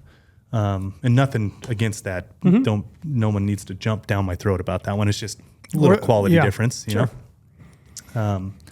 So anyways, I'm like, I really wanted it for him more so. I had a tag too, but I wanted it more so for him. And, that first night we get there like right at dark, and I'm glassing back into this big bowl, like this huge, like shale rock cliff down into this like alpine grass and trees.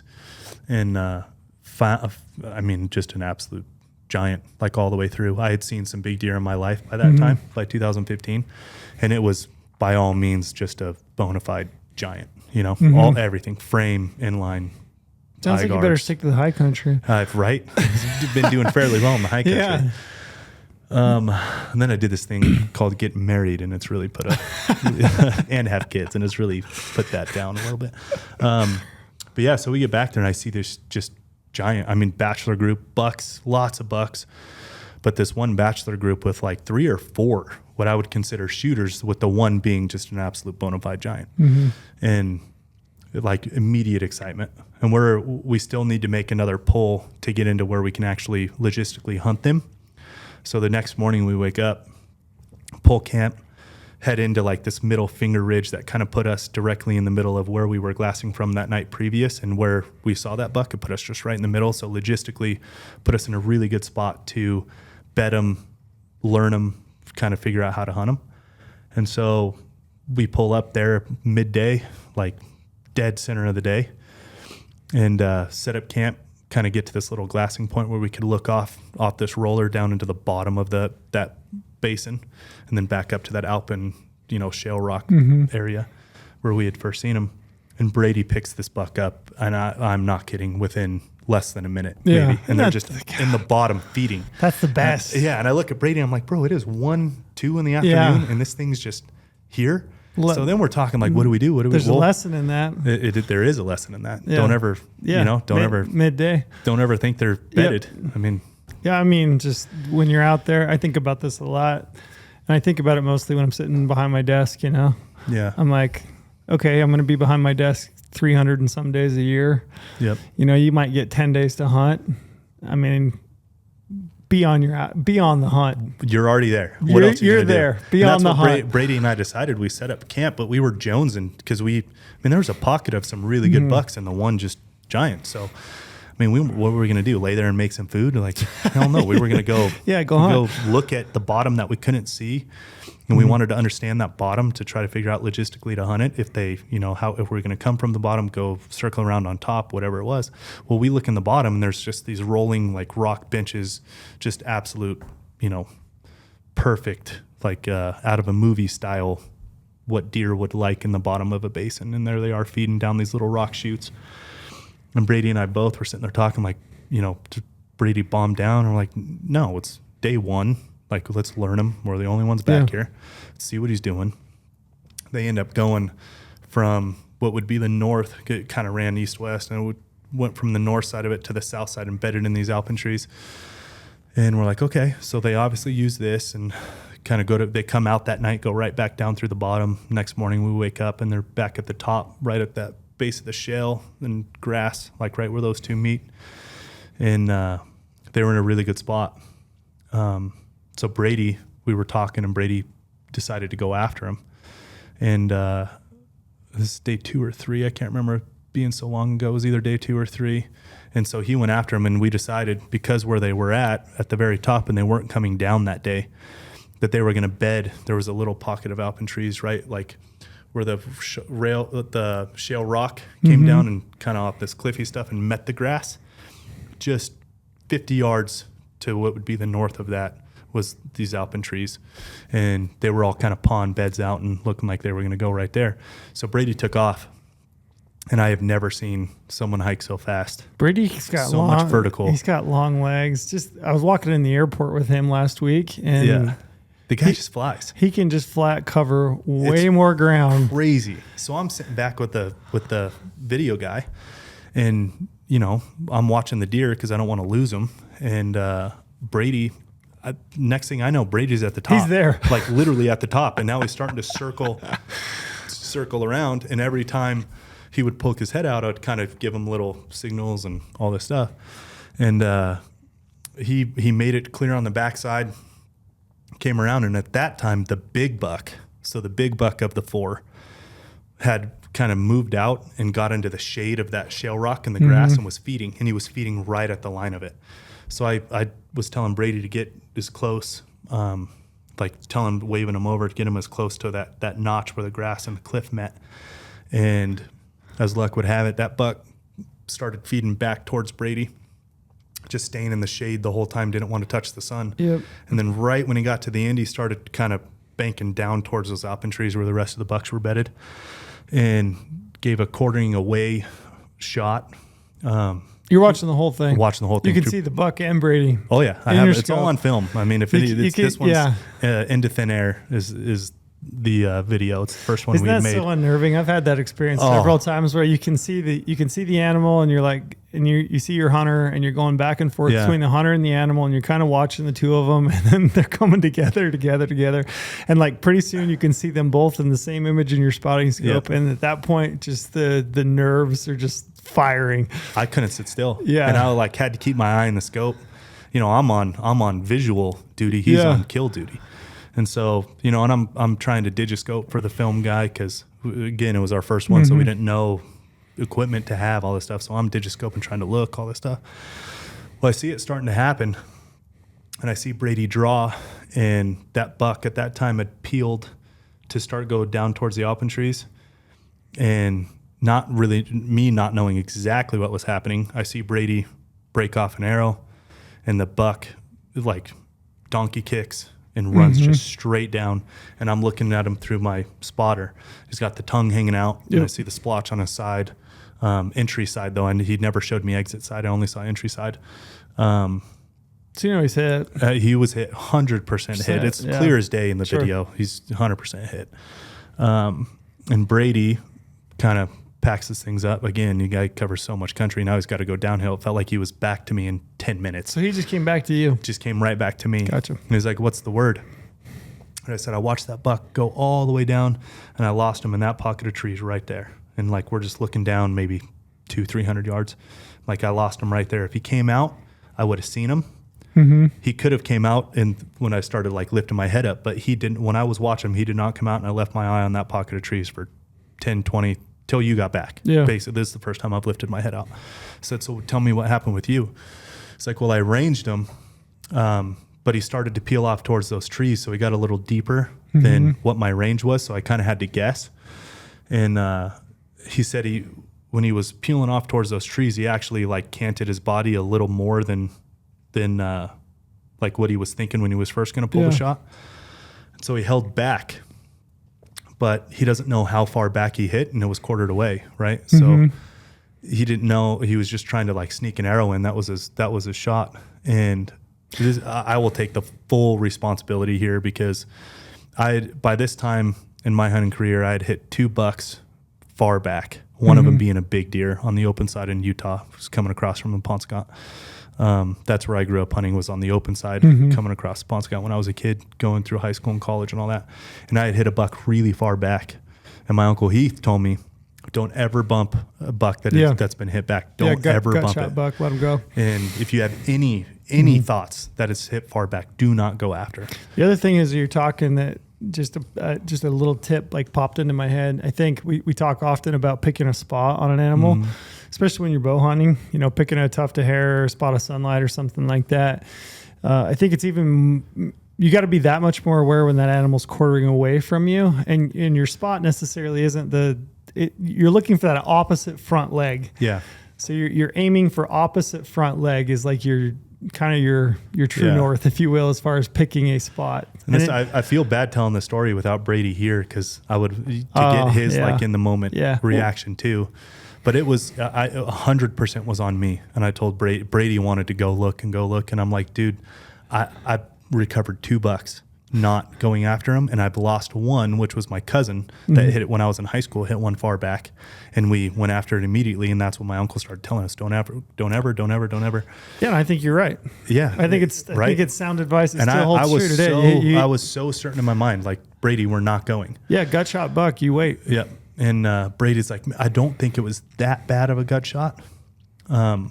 Like, not true, maybe liver, all this." I'm like, "Man, okay, well, 2 years ago I shot mine in the liver, and it had like just died the next morning when I got on it. If I would have pushed it, I would have never found him." And I had that in my mind. That big buck I killed coming off Penobscot to the open side, and we found that deer 100 yards from where I last saw him. That was what was in my mind. But as luck would have it, of course, a massive rainstorm rolls in. Like, massive rainstorm, and that's all in the film, obviously. And I started getting really nervous that night. I'm like, "Oh shit, here we go!" Like, oh, that's awful. You know, like, I knew he was bleeding. How much? Who knows? But like, it just kind of puts another thing into your head of like, okay, it's going to change the landscape. Just makes it that much harder. Yeah. We wake up the next morning, and honestly, I was extremely confident we were going to go find this buck, and we start going down into that last piece. I lost him. Found a bed. You know, I'm not find blood. No blood because of the water. Yeah. Like everything was just so soaked. But man, it smelled. It smelled like a sick deer. You know what I mean? Like it smelled like a deer. Good shot. And it smelled like a sick deer. Sure. And I'm like, okay, you know, I'm not. Did you ever find the arrow? No, I never found the arrow. Brady looked for it that day before the rains, before he had gotten to me. He kind of just peeled off right through where that buck ran, and he kind of took the same path to me before he got too close to it and pulled off to me, and never found it. And then we never found it in there either. But we're looking, and now I'm starting to like, okay, what the hell's going on? This is the worst feeling. And I sat down, and next thing I know, a bear comes through. Oh, no. And I didn't have a bear tag. So a bear comes Big walking. Bear? No. Just a bear. Just, Yeah. I would have shot it, Yeah. but not one you would think would just absolutely tear up a wounded deer. And then that messes with you. Yeah. So then I'm like, you're like, why is that bear shit. here? And then I didn't have a bear tag either. Yeah. So I'm kind of pissed off about that. I really hadn't lost hope yet. Well, then Brady just starts covering ground. I start covering ground. We can't find anything. We just keep coming back to this bed. And I'm not a professional hunter by any means. I had been on a couple deer, but like not a ton to know is that truly a sick deer bed, or what is that we're smelling? Yeah. Like, what is it? Now all I could think of is it has to be him, because this is right on the line he was in. None of these other deer are down in here. Like we're down in here last night. Like we watched them go back up and over the other side. Like it made sense that would be him. You got up that morning and glassed? A little bit, yeah. And then did you see any other deer? Like at the very top, they went over the side, and then we found another like really cool 3-point that was kind of like up on this other side, but deer down on the bottom. But not that buck. No, nothing. Yeah. And went down in there, and we spent, holy shit, we spent 4 or 5 days and just could not turn anything up. It's like the deer never existed, literally, like it never existed. We even went all the way clear down into the willows and the ponds, like the moose ponds down on the bottom, and nothing. I don't know. We're kind of grasping at straws at that point when you're whacking through willows trying to find a dead deer, just to smell anything, and pulled back up. Never found it. Any ideas on where do you think it was truly a back hit? Do you think he was hit back? I wasn't there, and the buck never showed me the exit side. Yeah. I don't know. He had his tongue hanging out, and he had a splotch on. I don't know how quartered he was because I wasn't there. Sure. It looks in the film fairly quartered, but that's. But it wasn't. It all changes. It wasn't like leg, neck. No, definitely not leg. Okay. Because the splotch I saw on entry side definitely body was back, but then he was telling me how quartered he was. And I'm like, oh, makes sense, yeah. And it's just one of those things where like it feels like that deer never existed ever. Like it was just gone. It was gone forever. Into thin air. Into thin air. Which is exactly why we call it that. And Brady does so much. Like he talks about it a lot. And I'd tell him this to his face. Like he talks about it a lot, almost like a broken record, how hard he works for animals. Yeah. I'm telling you though, like the amount of work he did to try to find this deer in the moment and then post the hunt, reaching out to people, outfitters and horsemen. Yeah. And if you're in this canyon, you know how hard it is for Brady to give a spot up too. Yep. Like if anybody finds a buck, please, like here's a bounty for it. Please let me know. Nothing. Nothing ever came of it. He had 4 or 5 guys reach out to him like, oh yeah, for sure. I'll go look for you. Like, yep, I do this in that country. I'll go look. I do that, whatever. And nothing. Like literally, like that deer never existed. The only thing that exists from that deer is video and pictures. Yeah. That's it. And I wanted that so bad for Brady. His first hunt with GOHUNT, coming down to Vegas to shoot a true like north of 200-inch deer in the high country. If you talk to Brady, you can tell that one it's pretty heavy on him even still. Like he still thinks about that buck a lot. There were some. I don't know. It's hard. You can't really project onto other people, but like just talking to him and then the exchanges I've had, the times that we've talked about it, like it legitimately like messed with his head. And there's probably some residuals from that. Yeah. Unfortunately. Yeah. My That's personal crazy. one though, I had a tag on the Ponscott when I was a youth and just a shitty hunter. I had a big buck get away from me because I was just shooting like shit. I missed him a couple times and just got away. Never could find him again. Mine's a simple like one, but that one with Brady, even though it wasn't my buck, like that is the one that got away. One that got away. God, my Ponce buck when I was a when I was youth. It was a big deer. It was a really big deer. And like when I was 12, when I shot my very first buck, I think you don't think about things, like you just execute the shot. Yep. And I was 18 on the Ponce, and it's just like I just was overthinking. I knew what a big deer was then. I knew. You were in your head. I was in my head in a huge way, because then, I ended up shooting like a 170 buck on the last day and just crushed him 400 or 500 yards. Like wasn't even, because didn't matter as much. It wasn't big. It wasn't, Yeah.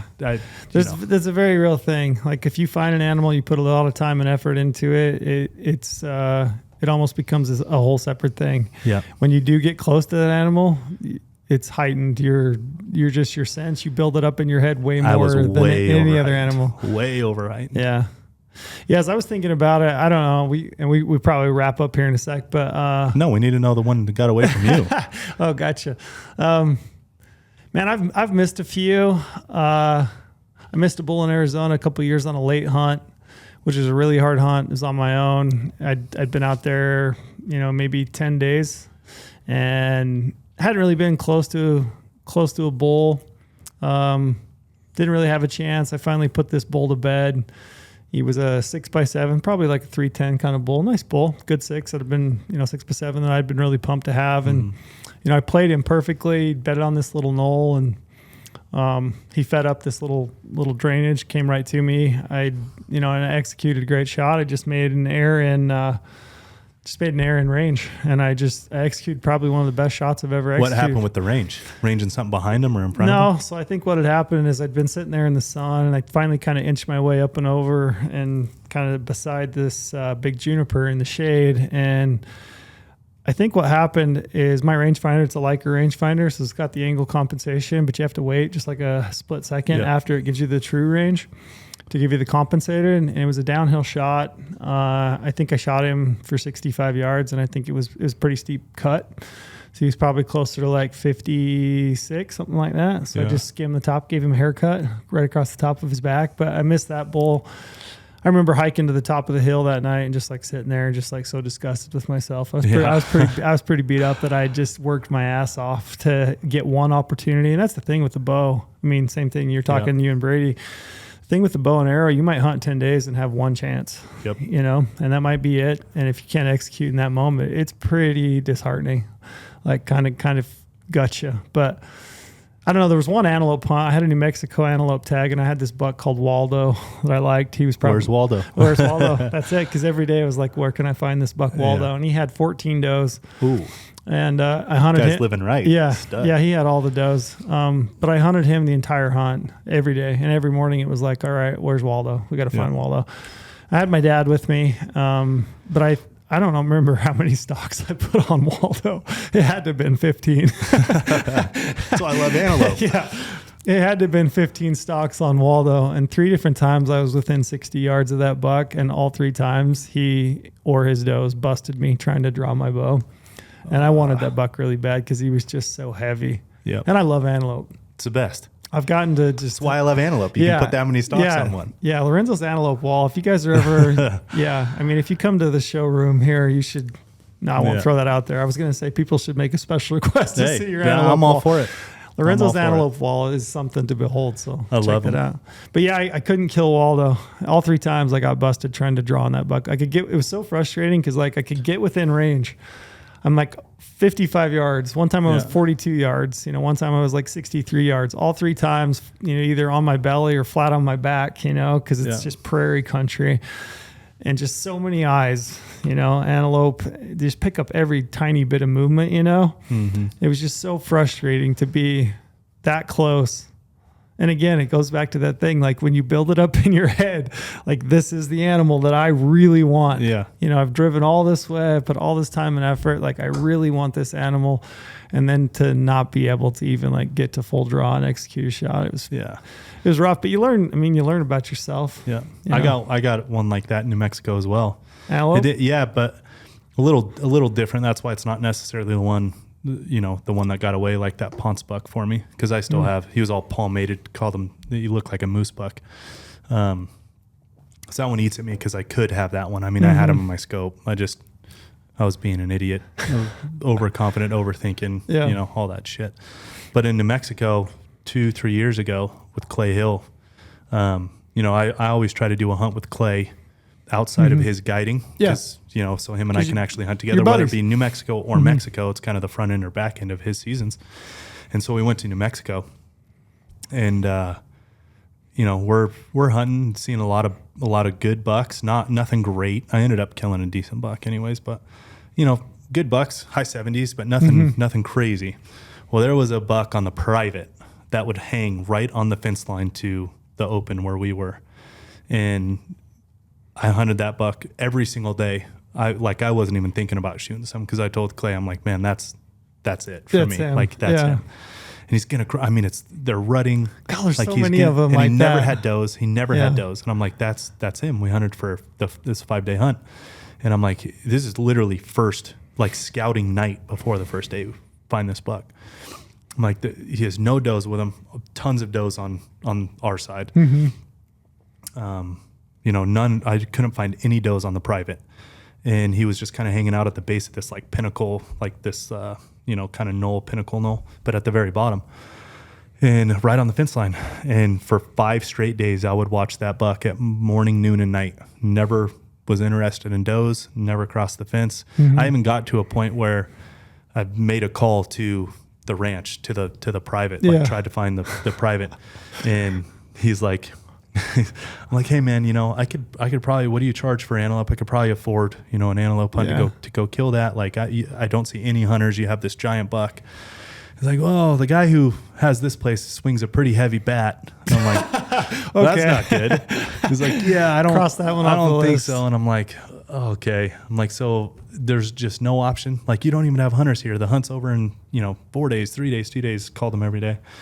And he's like, no, like, these guys don't. So he would just never cross. And he just, and I'm not kidding. I have so much video of this buck, and he is on the fence. Like, I mean, on the fence, looking at does, looking at the other bucks, and just never crossed. Yeah. Morning, noon, and night, watched him every day.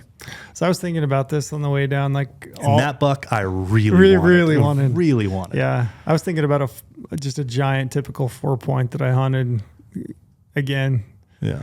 Never could. I remember one day, I would hit this glassy knoll, couldn't find that buck, couldn't find him, just day after day after day, couldn't find him. Yeah.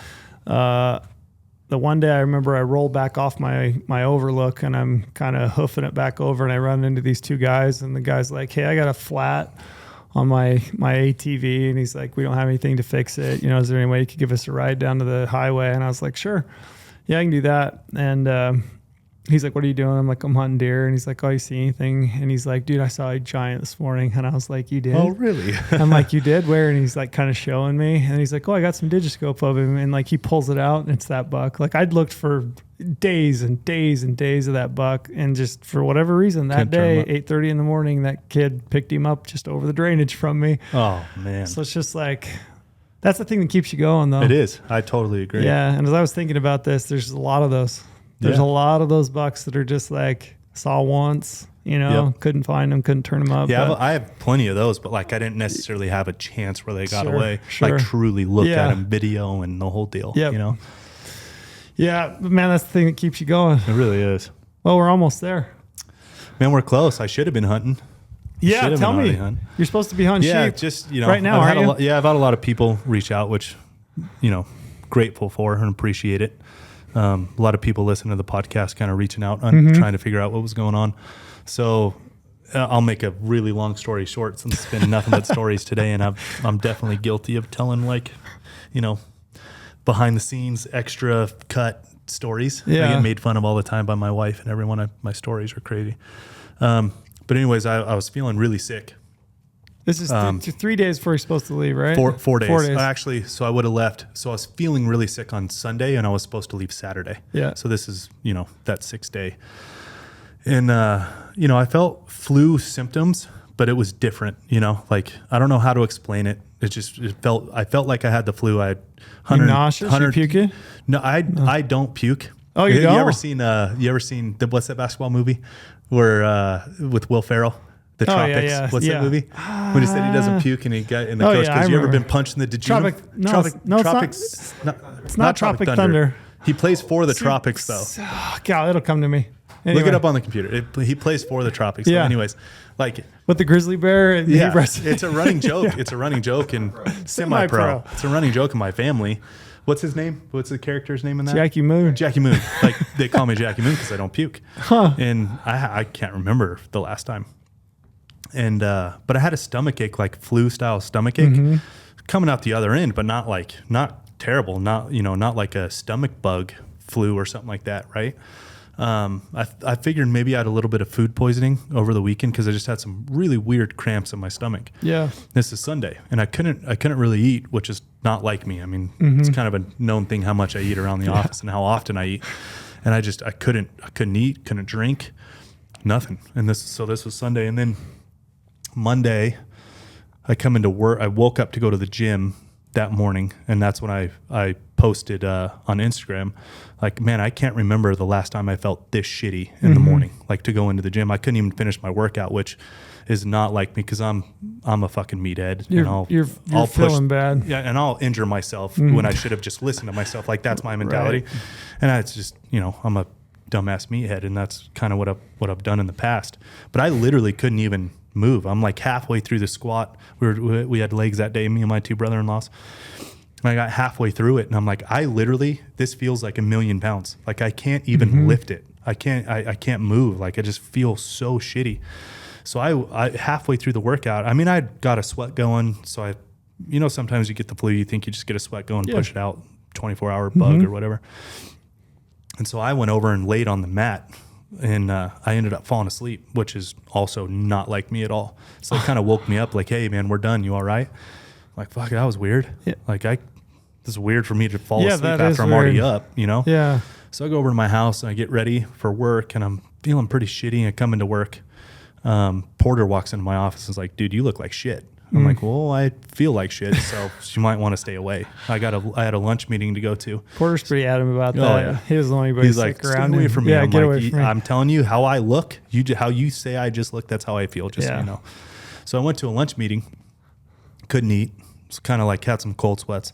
I ended up going home. I started to run 103 fever, like 103.5 fever, getting crazy chills, like ground shaking chills. Ugh. All through the night. That night I was trying to sleep, woke my wife up with chills, and then I told her like 4 a.m. I said, you got to go heat the shower up. Like I cannot stop shaking. Yeah. Like you got to go get the shower as hot as it can go and heat it up. So I went in there like a sauna and tried to warm back up. Warmed up, got out, same thing, got crazy chills again, 103 fever. Called an IV guy, because in Vegas, you can call those to your door IV guys. I figured I was so dehydrated at this time. So he came over, he's like, man, your symptoms are pretty violent. Like if this doesn't work, you promise me you're going to the hospital, you're not going to call us back. I'm like, I mean, I got to go sheep hunting, I got work. He goes, I'm telling you, if you tell me you're not going to the hospital, I'm not doing this. I'm like, all right, fine. So he gives me this huge shot of IV monoclonal antibodies and Myers cocktails and all the B vitamins to try to flush everything out. Some stomach, some like nausea medicine, all kinds of stuff. In 20 minutes, I felt like decent. I wouldn't even say good, but like decent. Better. And then it came right back 20 minutes later. Like I'm cold, hot, sweaty, fever, the whole thing. I'm like, all right. I was so sick, I couldn't drive. Like I couldn't look up. I was like real hunched over and I couldn't look up. I got a really bad headache. So I told my mother-in-law, I'm like, hey, can you drive me to the hospital? She said, yeah, no problem.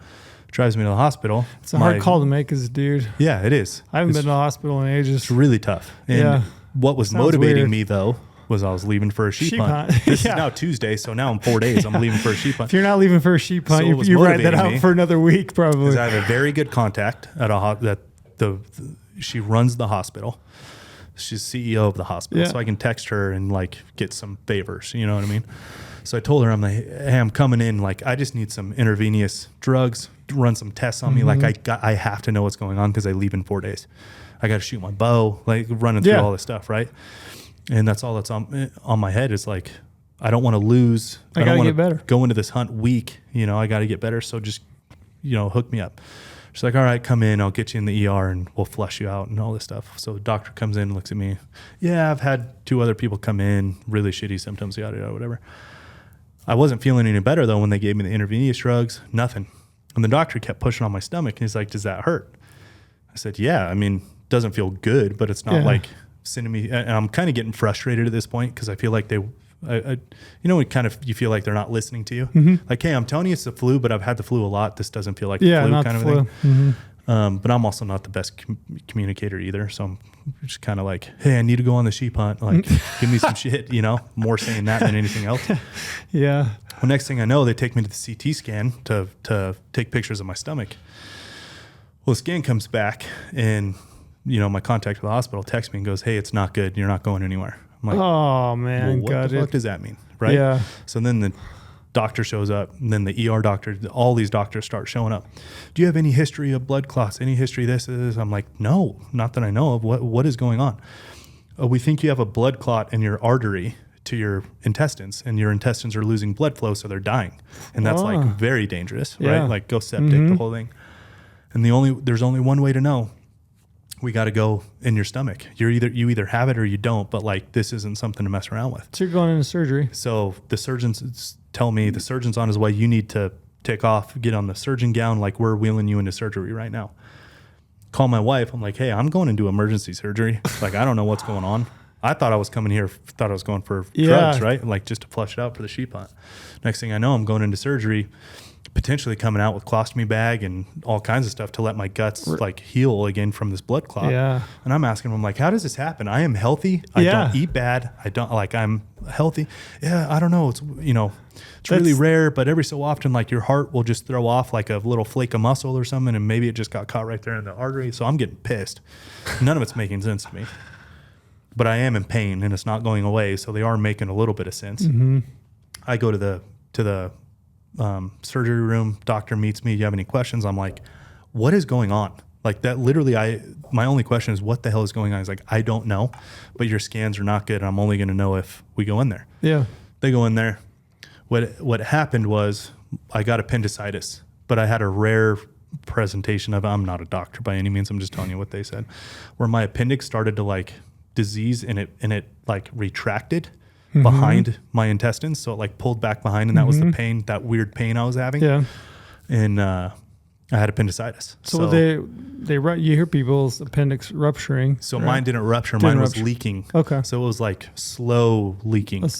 Yeah. A rupture would have been, everyone would have known, but like the presentation of mine, it had retracted behind my intestines, which is why it looked so crazy. And it ended up being appendicitis. So they do surgery. So I should have just a little tiny thing right here and potentially still be going sheep hunting. But no, I woke up with 11 staples and the recovery, like I've never had surgery on my stomach, like on guts and stomach. And this shit is not fun. Like, I don't know any other way to say it, but like, holy shit, man. Like having my abdomen wall and my intestines messed with. So while he was in there, he's like, I wanted to do due diligence since I cut you open that way for appendicitis. So I pulled out all your intestines and I took biopsies and I hit him with a blood flow camera. He's just telling this matter of factly. So when he rounded on me, I pulled out all your intestines and had a good look through. He rounded on me the next morning and I'm sitting there, I'm like, so what'd you do? He's like, well, I just told him, I'm like, wait, like you had him out? He goes, literally on the table next to you. You feel violated? I did actually. It's like I strung him out and your liver and this and that. So I hit them all with blood flows and biopsies. Oh my gosh. We get to test it all now. So it's not a complete waste. We took your appendix out that way. Like now you're going to have peace of mind about your intestines and all that. All the biopsies came back great. It's all good. But man, appendicitis. And I have 11 staples in my stomach and the recovery. How crazy is it that happened? And now the bottom of my incision is ripping open. Oh, and I'm supposed to leave on an elk hunt in 30 something days. And now the bottom of my incision is ripping. I got some super glue in the truck if you want to put that together. So I've been texting the doctor. Yeah. And I'm like, hey, can I glue this? He's like, do not glue it. I'm like, oh shit, okay. You're like, I got some Gorilla Glue. Yeah, that's what I was gonna do. So anyways, now I got to figure out why the hell this incision is ripping. Well, we're glad you're okay, man. And like, and me too. I mean, it's like I told you earlier, it's just crazy because I mean, the alternative is that happens 3 or 4 days later, and you're on a horse 8 hours into 8 hours into the backcountry. I mean, the alternative is I was sick scary. though. I was really sick. Yeah. Well, we're glad you're feeling better. Thanks, man. Hopefully, I appreciate a bunch of people were reaching out, so I wanted to give the full story. Hopefully, you get on a sheep hunt. That's what everyone was asking. Like, oh man, so you have to reschedule the sheep hunt? Mm-hmm. Yeah, I got a call. I got a call with the the outfit this afternoon to try to figure out what to do. Yep. So we'll see what happens. Yeah, it just goes to show you, man, you never know. You're healthy, you're in shape, Man, you eat well, take good care of yourself. You just never know. I was in such good shape. You just don't know what's going to happen. So. No, I had no idea. I mean, that literally, talk about out of left field. Like that was nuts. Man. Well, we're glad you're good. Yeah, appreciate it. Yeah. Well, we'll wrap this one up. We're probably, how often are we, 2 hours? 2 hours. God, perfect. I didn't think we could talk that long, just you and I. Oh, I did. You did? Oh, yeah. You knew this would be a long one? Yeah. I knew we could talk. Well, and like I said, my storytelling gets a little long-minded. Mine too. No, I think it was good, man. I appreciate you. I just wanted to do this, and I thought it'd be fun. And I agree. I think in my head, I had kind of an idea, and then it exceeded my own expectations. Yeah. It's always good when it does that. So I agree. Hopefully people, you got excited. And like I said, we're glad that you're feeling good. So we appreciate it. Yeah, we'll look forward to the next one.